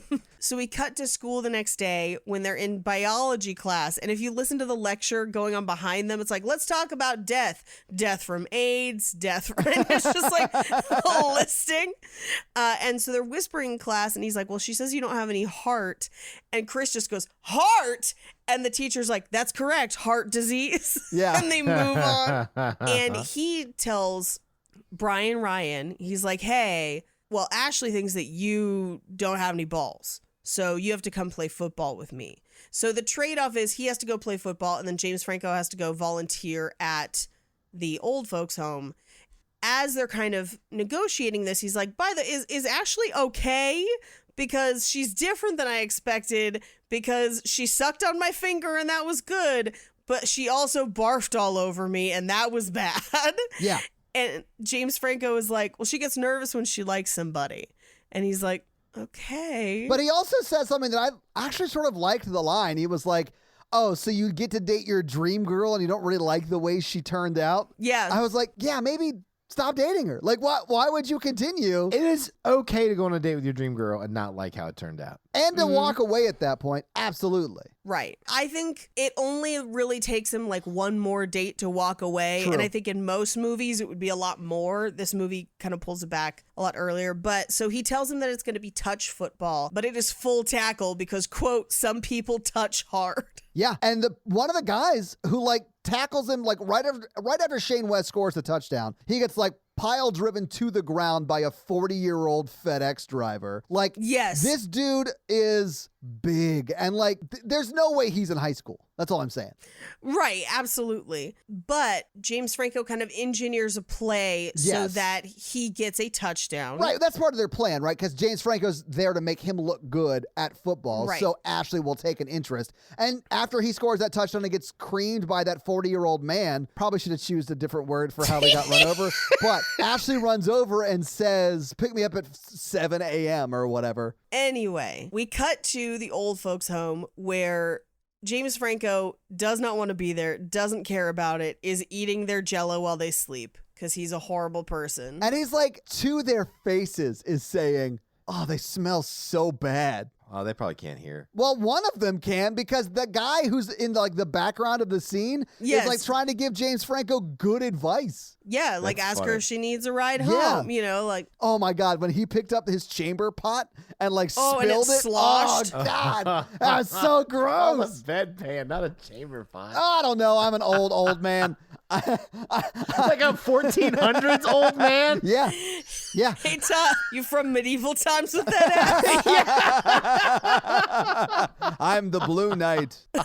Instead of green, Yeah. but also at medieval times. Yeah. I mean, this is present day, guys. I've had to get a third job. And for some reason, I'm riding a horse, which would be very bad for me. I could totally picture you like, hey, everybody, welcome to the medieval times. I'm the Red Knight. I gotta save the princess. I'll be right back. I'm just giving all the patrons cancer. That means I hate jousting, but y'all are here forcing me to do it every week. Take a look at our falconer. You throw birds with them hands. Oh, God damn it. I hate both of you so much. Anyway, so Maggie comes in. They have a conversation where he just says, I come here time to visit with the elderly. That is like line for line what he says. It's bonkers. In the same delivery, too. Yeah. And he ends up having to carry one of the old woman to the bathroom as fart noises happen because she has to go number 2. It's so terrible. But also, if I was that old lady, yes, make hot young people carry me around. Do it. But regardless, he agrees to give her a ride home to the school theater, like by way of the school theater because she has some stuff to pick up. I love how he's like, our school has a theater? I mean, that's was me in high school. I was into drama. Like, I wasn't in drama, but you know, some people were in there that I had a little bit of an interest in. So I definitely knew where the theater was. Yeah. Well, he asks her, he's like, are you in a play or something? And she says, I'm not a thespian. And he's like, I hope not. Why would I waste my time if you're into chicks? Just like, Such a good line. I sort of laughed. I thought that was funny. yep. And she asks him if he likes plays, and he's like, football plays. He's so dumb. He is so dumb. Yeah. But Shane West makes it there in time to be in the orchestra and kind of help him talk about things. The orchestra pit, not like the actual, he's playing an instrument orchestra. Yeah, just in the pit. No, he's down there with the accordion. With the 10-piece orchestra. But as he's kind of helping him, he looks up and sees her kind of lit by the stage lights, and he just says, wow, she's really beautiful. And then James Franco is like, you're really beautiful, just like a little flower. Which is He is so dumb in this movie. so great. And then Shane West continues and is like, hasn't anyone ever told you that you're beautiful in a very different way than anyone else? Yeah. Which is very sweet. And it's clearly sincere. I think this is the point at which Shane West is like, I fucked up. Yeah, he's like, I made a very terrible decision. Did he like cry at this scene or something? He looks sad. I don't think he's crying. Yeah, I don't think he's actually crying, but he does look sad, Mikey. Because she and Chris end up kissing. Yeah. So we cut to him at home, basically cleaning his accordion, waiting for her to get home. That sounds very sexual, but it is not at all sexual. Damn, you wash your hands with that dick? You wash your- I can't believe people listen to us. A lot of people do, Mikey. Y'all shit with those ears. Y'all shit with them ears? Damn, girl, you sew your boyfriend into a bear costume and then burn him alive with that ass? Nice. You went all Midsummer with that shit. I went Midsummer with it. Anyway, so this is where we kind of get her talking to Shane West about how she used to listen to his dad play the accordion for his mom, and he would play I Melt With You, which is a great song anyway, but it's very sweet in the context of it. It is. And she tells you, like, hey, or she tells him, your dad would be very proud of you. I know. Which is very sweet It's because so she clearly sweet. knew him. And this is where he says, he used to say that he played every note for my mom, basically. It's like very sweet. And then she continues and is like, it's great that I met Chris. I hope he's like that. Like, And he's just like, oh no, like this isn't great. Yeah. He's like, oh no, what have I done? Yep. So we cut to Floyd and the nerds, and Floyd is plotting to bring escorts to prom. And then chooses not to. He's like, I bet Virgil Doolittle went stag. We cut to Shane West picking up Ashley that morning for school. And she's showing him that she's recently got her legs waxed and she got a new belly button piercing. Oh man, when she said I got my legs waxed and then said, look at this, and like lifts up something, I was like, oh my God. And then it was just her belly button. But I thought that she had something else waxed too, and she was showing him that. I was like, what is happening right now? What's wrong with that? Nothing's wrong with it. I just was surprised that that's where they were going, which they weren't, but that would have been shocking for this movie. That would have been, and at the same time, as they're in the car, he sees Floyd and his friends, and they ignore them. They drive past them. I mean, he like loses his shit, like slams on the brakes and is like, oh my God, they're going to know these people I've been hanging out with for the past 3.5 years are my friends. Mm-hmm. I thought this whole subplot was really dumb. That's how I feel at podcast meetups. Mikey, they know we're friends. You can't hide from that fact at meetups. Hey, you make friends with that ass. Anyway, they get to school and Floyd kind of confronts him about it in PE, but they don't really talk about it. He's kind of like, hey, we waved at you. Did you not see us? Then we cut to the cafeteria where he goes to sit with the popular kids and Floyd comes up to talk to him. And the popular kids are like, what's with the geeks? And he basically realizes that if he doesn't kind of get rid of them, he doesn't get to be with the popular kids. Right. So he roasts them for like a few minutes. The whole table chimes in. And at one point it cuts to other tables around and one of them has Nick Cannon sitting at it. Wait, does it really? The Nick Cannon? Yeah, for like 2 seconds where he's one of the ones who shouts like nerds or whatever. And I was like, is that fucking Nick Cannon? And they cut away from him and they never cut back to him. Holy shit, Nick Cannon's in this movie? Yeah, and I don't know if he's uncredited. I couldn't find anything on it for fun facts, but I was like, that's very clearly 2000 Nick Cannon. He's credited as Chess Club Kid. Okay. I just looked it up. Yeah. Yeah. This is post all that. Like, Wild 'N Out is on TV at this time. So, like, Nick Cannon's not unknown. Yeah, he's I a was just star. like, what's going on? So he leaves the table. He tries to chase after Floyd to apologize. And Floyd is like, no. You know, like, I'm your friend. I've been your friend for a long time. You don't get to just kind of disown me like that. And Maggie catches up with him and is like, hey, I know you're into Ashley, but it's not worth it. That was not cool. Yeah, that was really shitty of you to do. Yeah. So we cut to essentially he and Ashley and then Maggie and Chris go on separate dates that night. And he goes to a fancy restaurant with Ashley where she tries to give him a foot job and kicks him in the balls. Bro. Been there, man. And she also, while he's in very clear pain, has like a crazy order that makes no sense where it's like, is the fish dolphin free? Like just No, she asked if the fish was smelly or whatever. He's like, well, it's fish. I don't know. It's like, fish. Yeah. But she does have like a crazy, crazy order. And then he's just like, I'll take some crushed ice. Right. Yeah. I'll take some crushed ice. And then we cut to Maggie. But before we cut, she apologizes for kicking him in the balls yes. and then says, let mama rub it for you. And I was like, yeah, the implication is that she gives him a handy under the table, Yep. which sounds like the worst thing to do after you've been kicked in the balls. yeah. Not when you're in high school. You just like get it where you can get it. You know what I'm saying? And honestly, some people are into that kind of thing. Oh, Yeah, that's true. So we cut to Maggie's date where she and Chris are at kind of like a beach party, like with a bonfire. And she's kind of making friends with Ashley's friends, and they are vapid and shallow. Yeah. And we cut to Ryan and Ashley get home after the fancy dinner where she kicked him in the balls. There's no one else home. And she leaves the door open for him to kind of follow into her bedroom. Well, and she's even like, what could we do with all this free time or whatever she Yeah, says? all this free time. She's like, I bought new underwear. I thought I could model it for you. It's mostly thongs. And she tells him, she's like, okay, I'm going to take a quick shower. And he's like, okay, I'll wait. And she goes, or you could join me.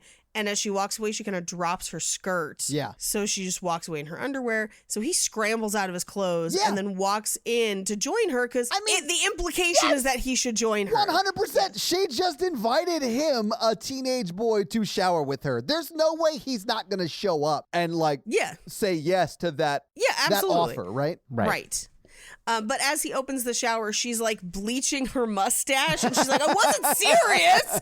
Get out of here. What did you see? I feel like that is something you have to be very clear on if you're going to make that joke. Like if she's going to be like, or you could join me. I'm just kidding. Don't join me.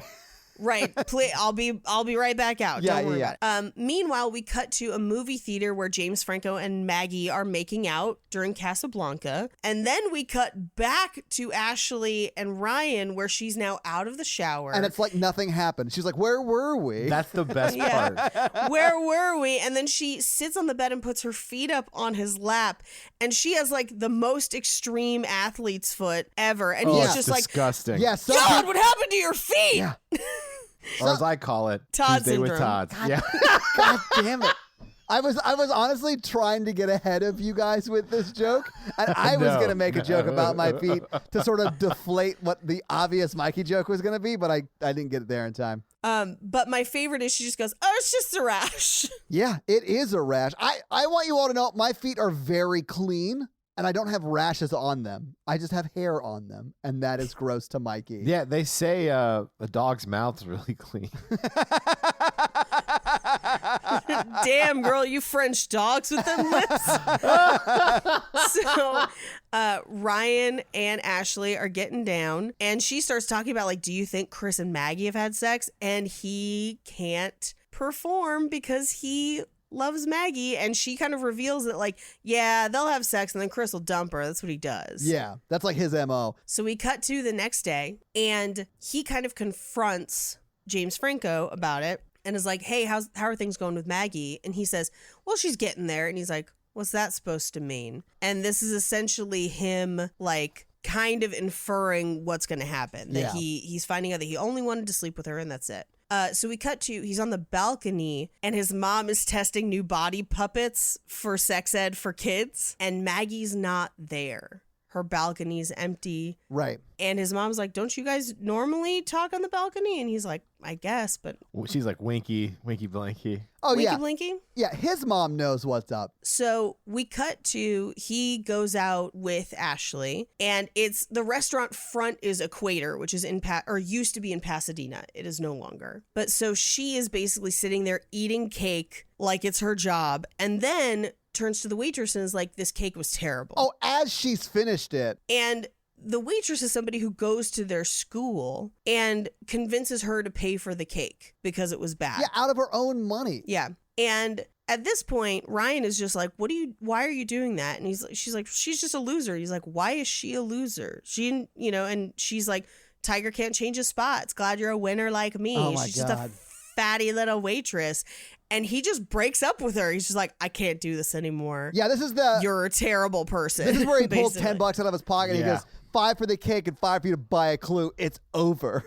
But this is the scene where she is looking a fool in this scene, and I love it so much because she has like chocolate cake all up on her top teeth, and she's just like, "Are you breaking up with me because of the cake?" And then she like starts to stand up, and she's like, "Everyone, please buy cake. The cake is so good." Like, what is happening? It's kind of like the scene in Just Friends where Anna Faris is like, I'm sorry, I'm not poor. I will say Just Friends is the better version of this. Like the Anna Faris does such a great job. But I feel like the girl in this, who's Ashley, does a great job too. Yes. So she is trying to apologize and she's like, I don't understand. And he's like, maybe you're right. Maybe a tiger can't change its spots, which is, again, funny that it's spots both times and not stripes. Right. But he leaves, and we cut to school where he overhears James Franco talking about the Chris Campbell nail and bail. That's what it is. Nail and bail. That's it. And so he's basically like, I'm going to sleep with Maggie on prom night. And Ryan is like, so you never cared about her at all, ever? And he's like, well, neither did you, because you helped. Yeah. Basically. You're the reason I'm able to nail and bail. Right. Yeah. So he was like, she's better than that. All that. She's not gonna let that happen to her. And he's like, maybe she was, but you changed all that. Like, you gave me the opportunity. So we cut to him back at PE, and he's apologizing to Floyd, and he's just standing there while the coach near misses multiple balls, and then finally hits one, nails the coach in the balls, and just says, walk it off. I loved that. And that's when Toby Ziegler was like, I got to stop this and move to the White House. Yeah. So we cut to Ashley's friends are at his house and they're just like, what can she do to get you back? It's so desperate. It is. And the fact that he says anything short of camping out on my front lawn and begging, none of that's going to work. And I was like, you can't say that to someone who's going to take that seriously. We cut to Maggie, who's trying on her prom dress next door, and he's kind of seeing it across the balcony. And she's like, do you think Chris will like it? And he's like, are you sure about him? Yeah. Because I wanted Ashley, and it turns out she is a dumpster fire.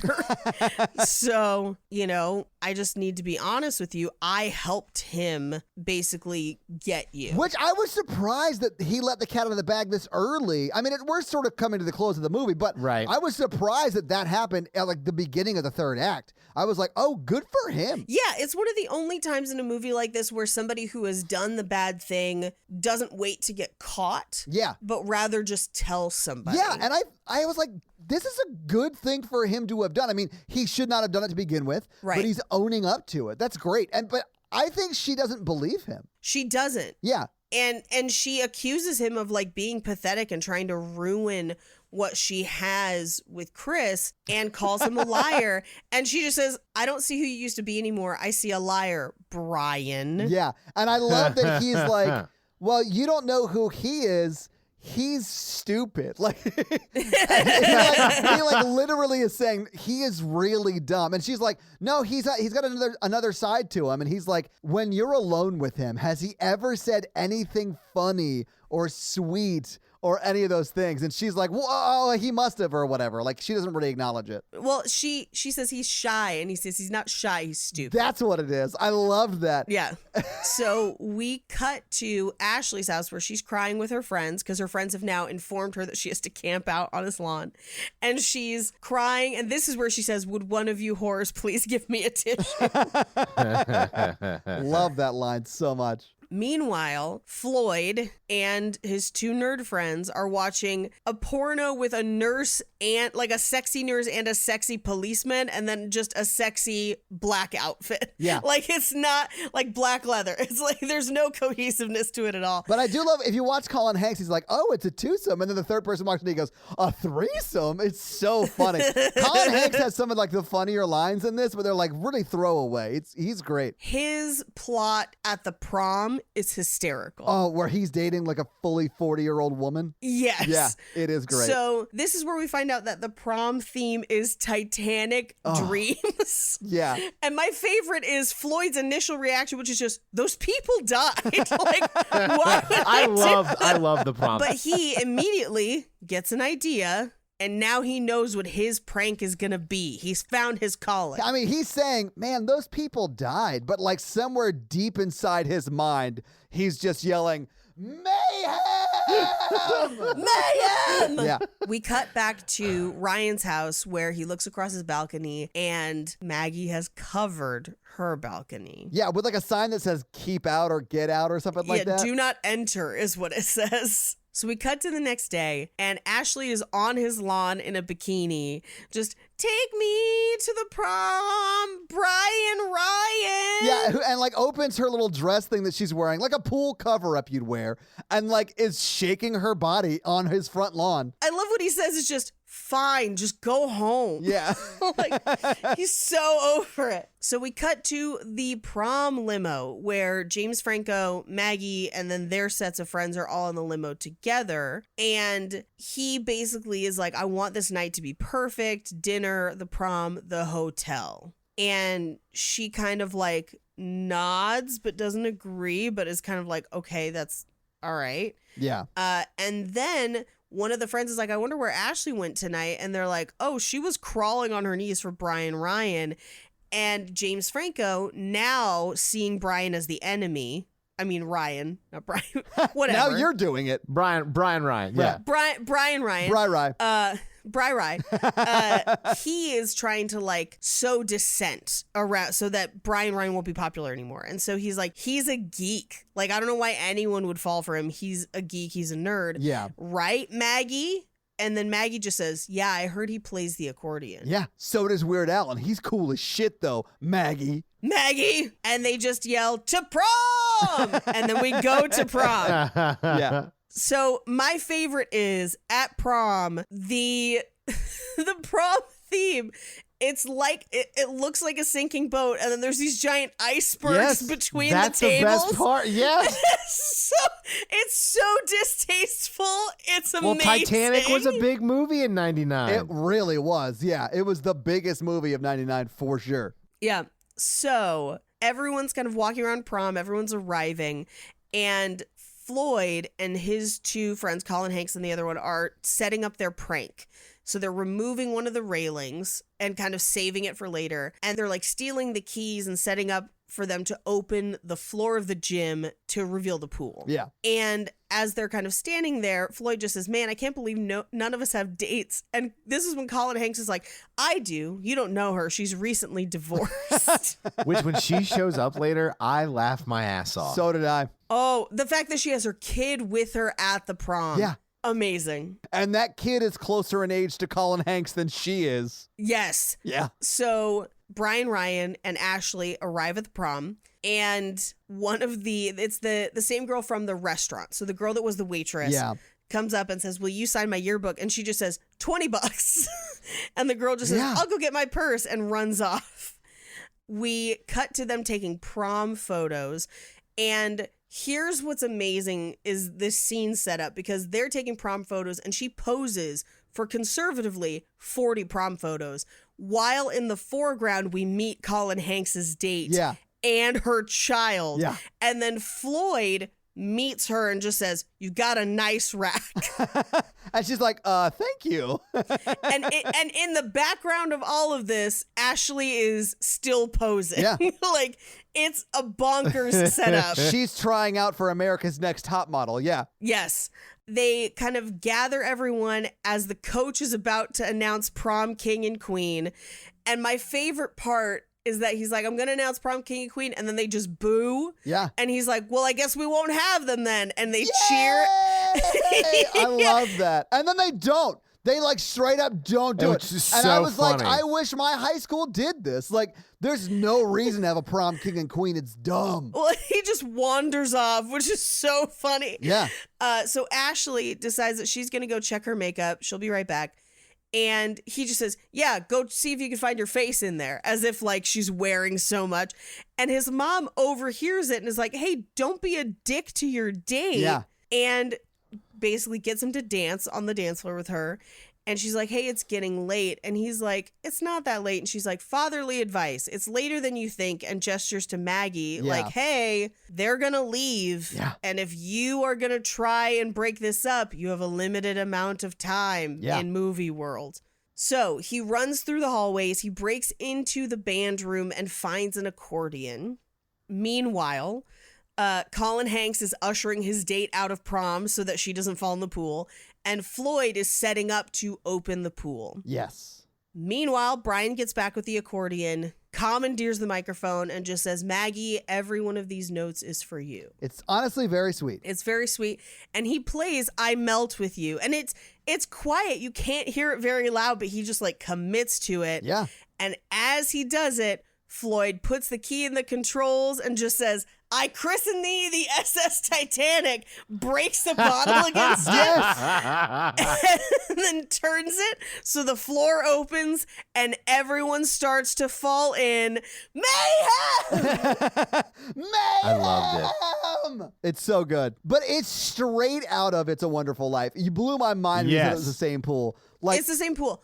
Yeah. And they put the railing back on so people can't climb out. Which is even funnier. The funny thing is you see them climbing out after they've fallen in. So like there's one shot where like people totally soaking wet in prom clothes are like climbing out of the pool. It's very funny. Well, and one of my favorites is it cuts around to like all the different people we're kind of following at prom. And you see the yearbook girl who's also the waitress shove Ashley into the pool. Yeah. It's so great. But so Ashley is like, Brian, help. And he puts the accordion down, dives in. She thinks he's going to help, but he swims right past her, climbs out to chase down Maggie and Chris. Right. And I got to think there's probably maybe not a more direct route to getting out of the school, but there's probably a better route to take than through the water. Yeah. But not more dramatic? No, not at all. Not more dramatic. Yeah. And as he swims past, on one of the fake icebergs is Kip Purdue and the other jock guy reenacting Rose and Jack's last moments. Just, I'm so cold. I'm sinking. It's like just a weird, hilarious nod to Titanic. I love that for one main reason, because that would have been me and my friends at the prom. Like, being idiots, like just one-upping each other in the quote-unquote bit of that. And it would have been awesome. I would have been telling you guys about it on a podcast 20 years later. Your date, and the 4 other guys on the date with you at prom. Anyway, so Shane West gets outside. The fire department's there. The police are there. And they walk through and they're just saying, it's mayhem and chaos and no one saw anything. And he looks and sees Floyd, who's like, God damn, like I did it and no one knows. He's like, all that work for nothing. And this is kind of his way of like getting back in Floyd's good graces where he's like, I got you, buddy. And he's like, that's the guy. I saw him. And my favorite is he says, they'll never take me alive, never. And then just stands there and looks at them like, are you gonna try? And then he says, rough me up in front of the honeys. Yeah. Well, and then someone comes over who we don't know who yet, but you know. Yeah, David Koechner. Yeah. Well, it's revealed that he's Virgil Doolittle later. But yeah. Right. I love that. He's like, I'll handle this. And then he does take Floyd right by 3 women who were like, oh, he's so hot. I heard he slept with the school nurse, which is Shane West's mom. I missed that all together. That's amazing. Yeah, no, I hear his father's in prison. I hear he slept with the school nurse. That's so funny. Shane West hops into a limo, like steals a limo, and Ashley's in the back of it. And just says, take me to the hotel, lover. And so everyone's at the same hotel. The hallway is mayhem. And we cut to Chris and Maggie's room where she is kind of like, hey, this is really important to me. Let's take it slow. And he pulls his pants down to reveal that he's wearing a thong. Oh, my God. I have a funny story. Paige, are you okay? Paige, are you all right? Yes, but I want to hear Mikey's funny story. And then I'll tell mine after. Okay. In college, my roommate, Michael. Wow, you said both of his names. He's married now. Oh, so his last name's different? Is that what you're saying?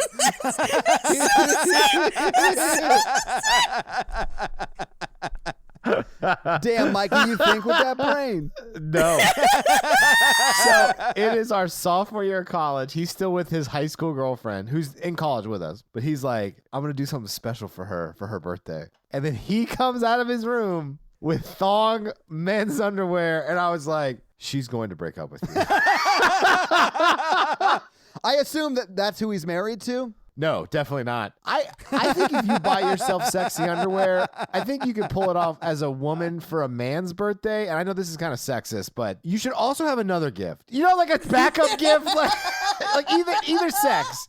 Because I think he really did think that she was going to think that's the hottest thing ever. Wait, that was the only thing he got her? I don't remember him getting her anything else. Because I would call that a gag gift, even though that's probably not the right word to use in that situation. He was not joking. He was just like, I'm going to wear this and it's going to be hot. And we were like, you're joking, right? Like, if you wore it as a joke, that's great. Yeah. But he went in there committed 100%. This thong underwear is where it's at. Oof. And God, I wish I had seen that play out. And it was like a 6-pack. So anytime we got super drunk, we would dare somebody to be like, go put on one of his thongs and run around or whatever. Mikey, I need pictures of you in them. I know you have them. I never wore them. I don't believe you. I was shy back then. Back then? He won't say pussy now. What do you expect? Oh, that's fair. Yeah. So I cannot speak for other people who are attracted to men. I feel like everyone has their own different thing. Yeah. But I am not into men in thongs. It's not my thing. Yeah. I did not realize how much of a detractor it was for me until the first time I saw Thunder Down Under. Oh my God. Okay. Yeah. Because that's the last layer they get to is a shiny thong. And when they were just in jeans and dancing and climbing ladders and stuff, I was like, yes, hell yes. And then the jeans came off and I was like, no. Instant repulsion. You're like, oh no. You could have been naked and I would have been happier. Or just boxer like briefs or something. Just like, I don't know what it was about the thong, but I was just like, nope. And other girls did not have that reservation. They were just like, woohoo! And I was like, no, I'm done. I think I'm done. So you're saying, like, to use Todd terms, like if it's like a 7-layer bean dip, you like got all the way to the refried beans, but you didn't want any of that. Yeah. Well, and here's the thing. I honestly, like a tight boxer brief, way preferable for me. Oh, I know. Dating me is terrible because I do have boxer briefs, so most of the time I'm wearing like if I'm trying to, like I'm on a fancy date and I think I might be getting some action, I'll wear like nice, sexy boxer briefs, whatever. But like right now, like if it turns into a thing, like I wear regular boxers a lot that are like stupid. So like right now there's like chili dogs. That's my underwear. I'm fine with that too. I'm cool with a regular boxer, cool with a boxer brief. Honestly, I'm like, if you just had like black boxer briefs on, I'm in it. I'm still in it. Silver thong. Oh no! He's taking off his pants. No, Todd, no! Oh, all the layers. Oh my God, he's trying to protect us. That's what I'm wearing, Paige. Well, good thing you're far away. Well, okay, so I grew up poor, so like we didn't throw anything away, even though like we should have. So like I had, when I entered this relationship, some boxers that were very old and should have been thrown away a decade ago. And Natalie like one day threw them all away. So I have a bunch of like really nice Tommy John boxer briefs. Ooh, Tommy Johns are nice. Tommy Johns are very nice. Did she get tired of like you role playing a newsie or something? I was like, get your papes here so I can buy some new boxer briefs. Anyway, so she has him get comfortable on the bed and she pulls out a scarf like she's going to tie him up. Oh, yeah, it's getting really fun for a second. Yeah. We cut to Ashley and Brian's room and she's all over him. And he's like, I'm going to go get champagne. You wait here. We have all night. Yeah. He like makes an excuse to leave. Yeah. He leaves and then he just drops that room key and runs. Like he throws it at the door. Yeah. Like she would have heard that. I mean, she probably wouldn't have known what it was, but she would have heard that. Right. We cut to Floyd and the sheriff driving out into the woods. We cut back to Maggie, who has now tied up James Franco and is oiling him up. Yeah. And he's just like, good girls go bad, which is, he says some upsetting shit. Yes, he does. So we cut back into the woods where the officer pulls a shovel out of the car and he's going to make Floyd dig something up. Yeah. I mean, at first I thought he was digging his own grave, though. Right. Yeah. Well, I think that's what he thought too. Yeah. We cut to Brian is looking all over the hotel for Maggie, and she is still in the room with James Franco. And as she's tying him up, she's quizzing him on the soul quiz. Her soul quiz, yeah. Essentially to see if Brian was telling the truth. Ryan was telling the truth. So she then blindfolds him and gags him and then takes a Polaroid of him, opens the door, props it open, and just basically displays him for all to see and hands that Polaroid to somebody and leaves. Tells them to tell everyone about it. Yeah. Which, here's the thing. That's a little extreme. Yes, he's not a great guy, but that's also a very dangerous position to put somebody in. Oh, yeah. It's not good. It's not great. Meanwhile, we cut over to Ashley's room where the stoner character picks up the key, opens the door, and it's dark in there. And Ashley just says, don't say a word, just have me, which is a lot like Revenge of the Nerds and not great. I would say this is non-consensual because she doesn't know who it is. It's not good. It is not great. Yeah. Meanwhile, we cut back to the woods where Floyd is digging and he hits metal. You literally hear a hang of like Clang. metal on metal, like shovel on metal. Yeah. And the sheriff takes his name tag off, grabs the package out of the ground, and hands them both to Floyd and just says, you really need to think about your future.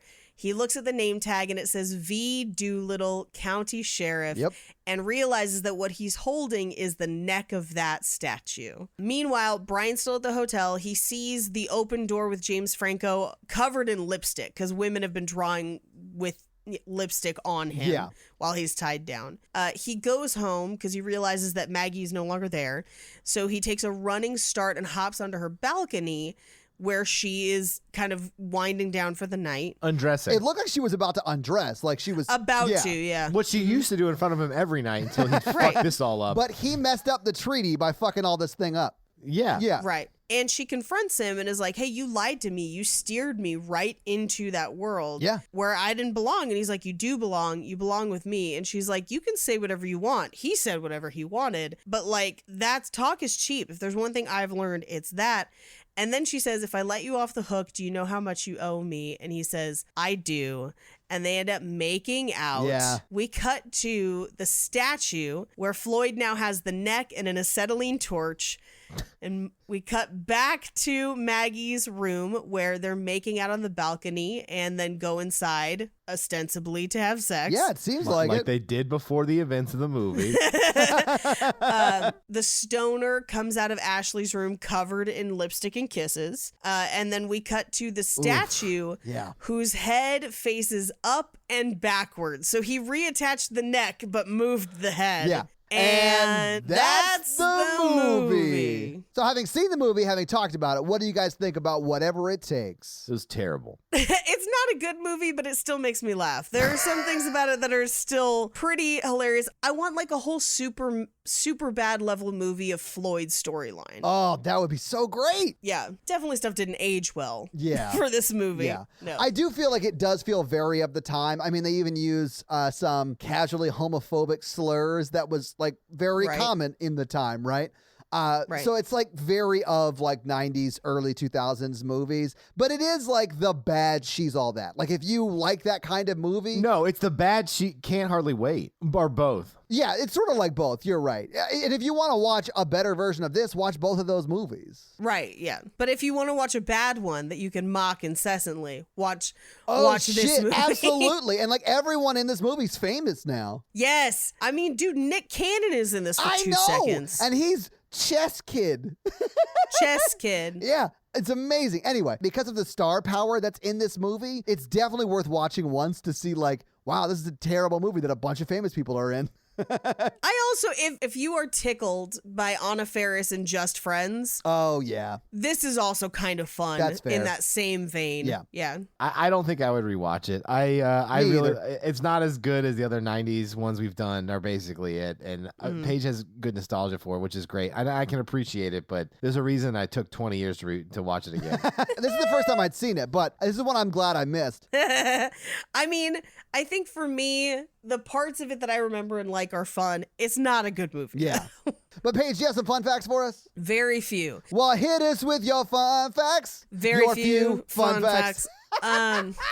Every time. It turns out that most other people didn't care enough about this movie to document facts about it. That's fair.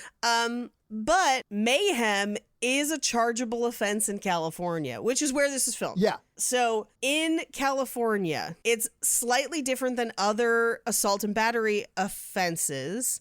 Essentially, mayhem applies to any person who unlawfully and maliciously deprives a human being of a member of their body, or disables, disfigures, or renders it useless, cuts or disables the tongue, puts out an eye, slits the nose, ear, or lip, would make you guilty of mayhem, which I think they apply it because of the statue. Yeah, I guess. But it's actually very difficult to prove in court. The prosecutor has to prove that the defendant caused serious bodily injury where they unlawfully or maliciously removed body parts, disabled body parts, permanently disfigured someone, cut or disabled someone, specifically the tongue. They keep listing tongues, but then also nose, ears, or lips, or eyes. If you permanently damage someone's eye with malicious intent, that's mayhem. And it comes with a 2 to 8 year recommended sentencing. Wow, okay. So, there you go. Mayhem. So, as we mentioned, this is Aaron Paul's first movie. Yes. James Franco, this is one of his early films. It's not his first.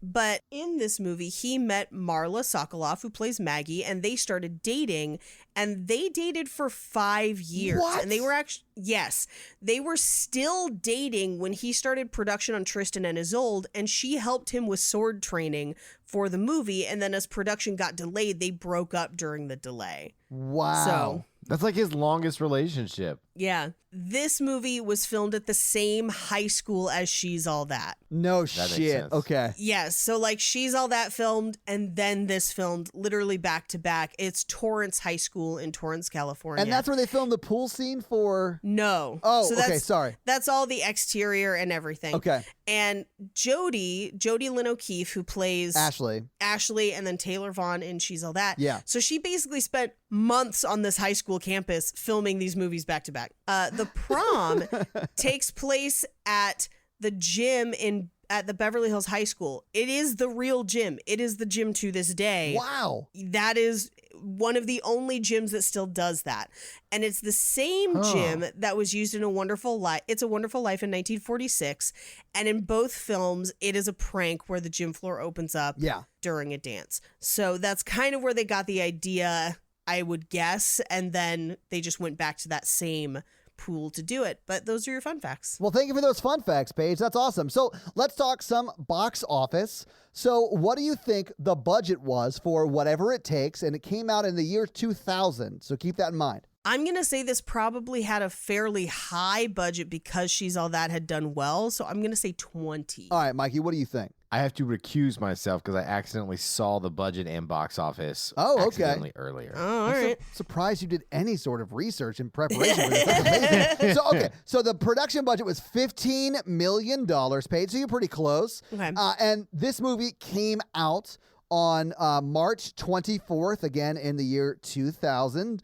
And it was number 6 in the box office when it came out. It was beat by Aaron Brockovich, Romeo Must Die, Final Destination, Mission to Mars, Here on Earth, and of course, number 6 was Whatever It Takes. So Paige, since Mikey has to recuse himself, what do you think it made in its opening weekend? Again, March 24th. Yeah, that was a good week. I don't think it made shit. I'm going to say 1 million.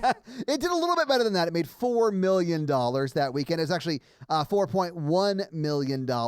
And it never had a better week than that. But what do you think it made total domestic box office run? I'm going to say it squeaks by and makes its budget back. I'm going to say it makes 20. All right. So it ended up making $8.7 million.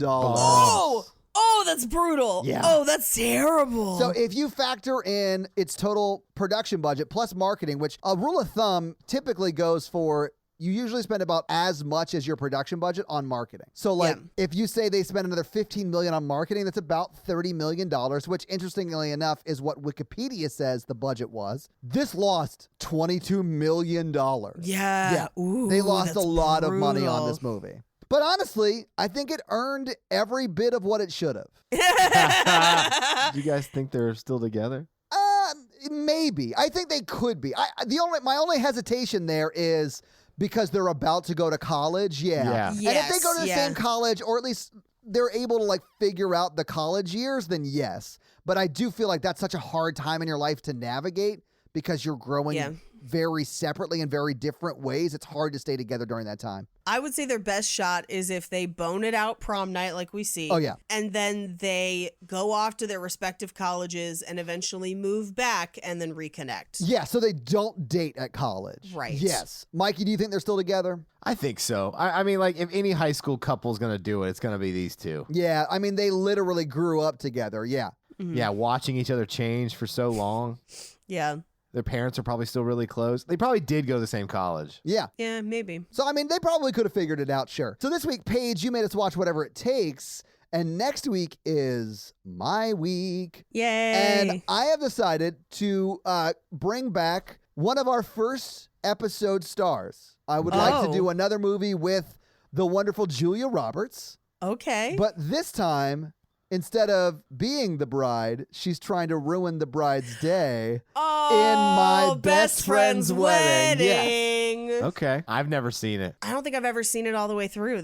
I think this will be a first time for me. I have seen it all the way through. I don't love the movie, but Rupert Everett is in this movie, and I love Rupert Everett. He's great, and he's great in this movie. And one day I'll make you guys watch The Importance of Being Earnest on this podcast so you can understand my true love of him. God. But I'm going to save The Importance of Being Earnest for a bigger movie. I want to do this one first so we can bring back Julia Roberts. It's also a much bigger movie than The Importance of Being Earnest. So your homework for next week is to try and ruin someone else's relationship. But while you're doing that, watch My Best Friend's Wedding. Yep. All right. So, Mikey, do you have a review for us to read?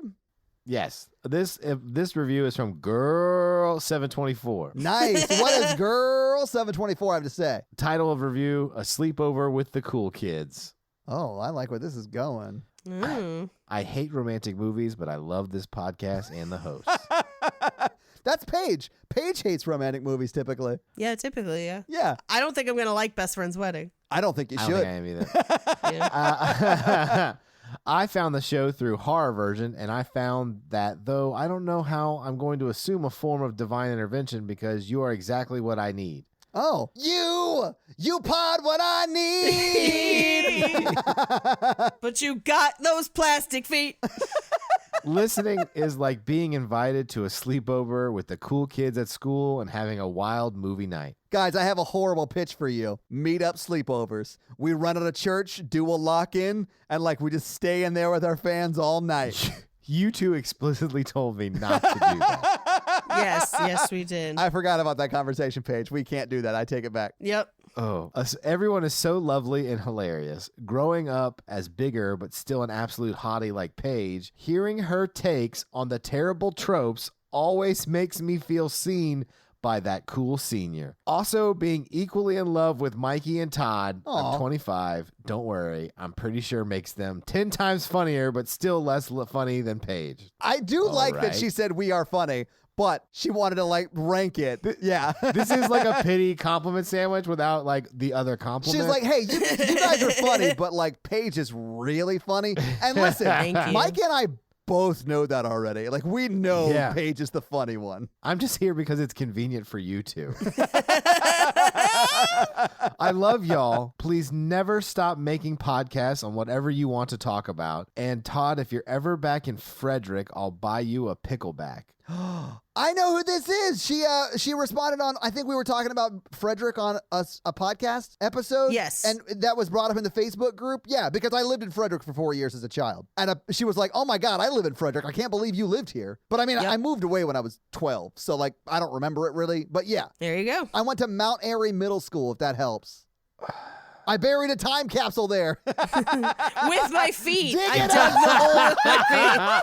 My talons dug through the rocks. I actually spoke at the time capsule ceremony because I was that kid in school. Mount Airy Middle School. It's buried right out front, guys. Let's go dig it up. Let's see what's in that shit. It's shoes. Because you took them off to dig the hole.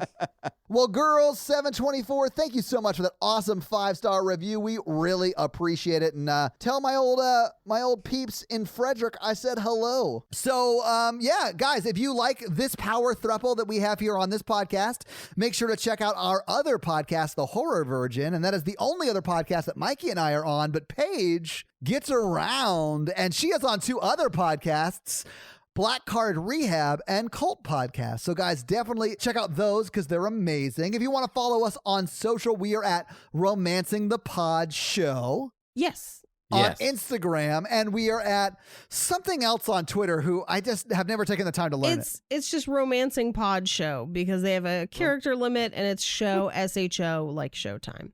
So guys, check that out as well. And if you want to follow us all individually, Paige is at Rampage Wesley everywhere, including TikTok, except for Twitter, where she is at Paige Wesley.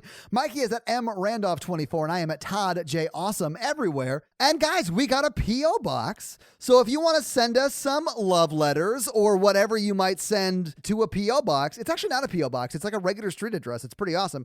It's 6688 Nolensville Road, number 108-34, Brentwood, Tennessee 37027. So send us some stuff. Yeah. That's going to be it for us, you guys. I'm Paige. I'm Mikey. And I'm Todd. And you complete us. To completion. Toodle pip. You're my heroine. Ugh. Bye. Girl, you shit with that ass?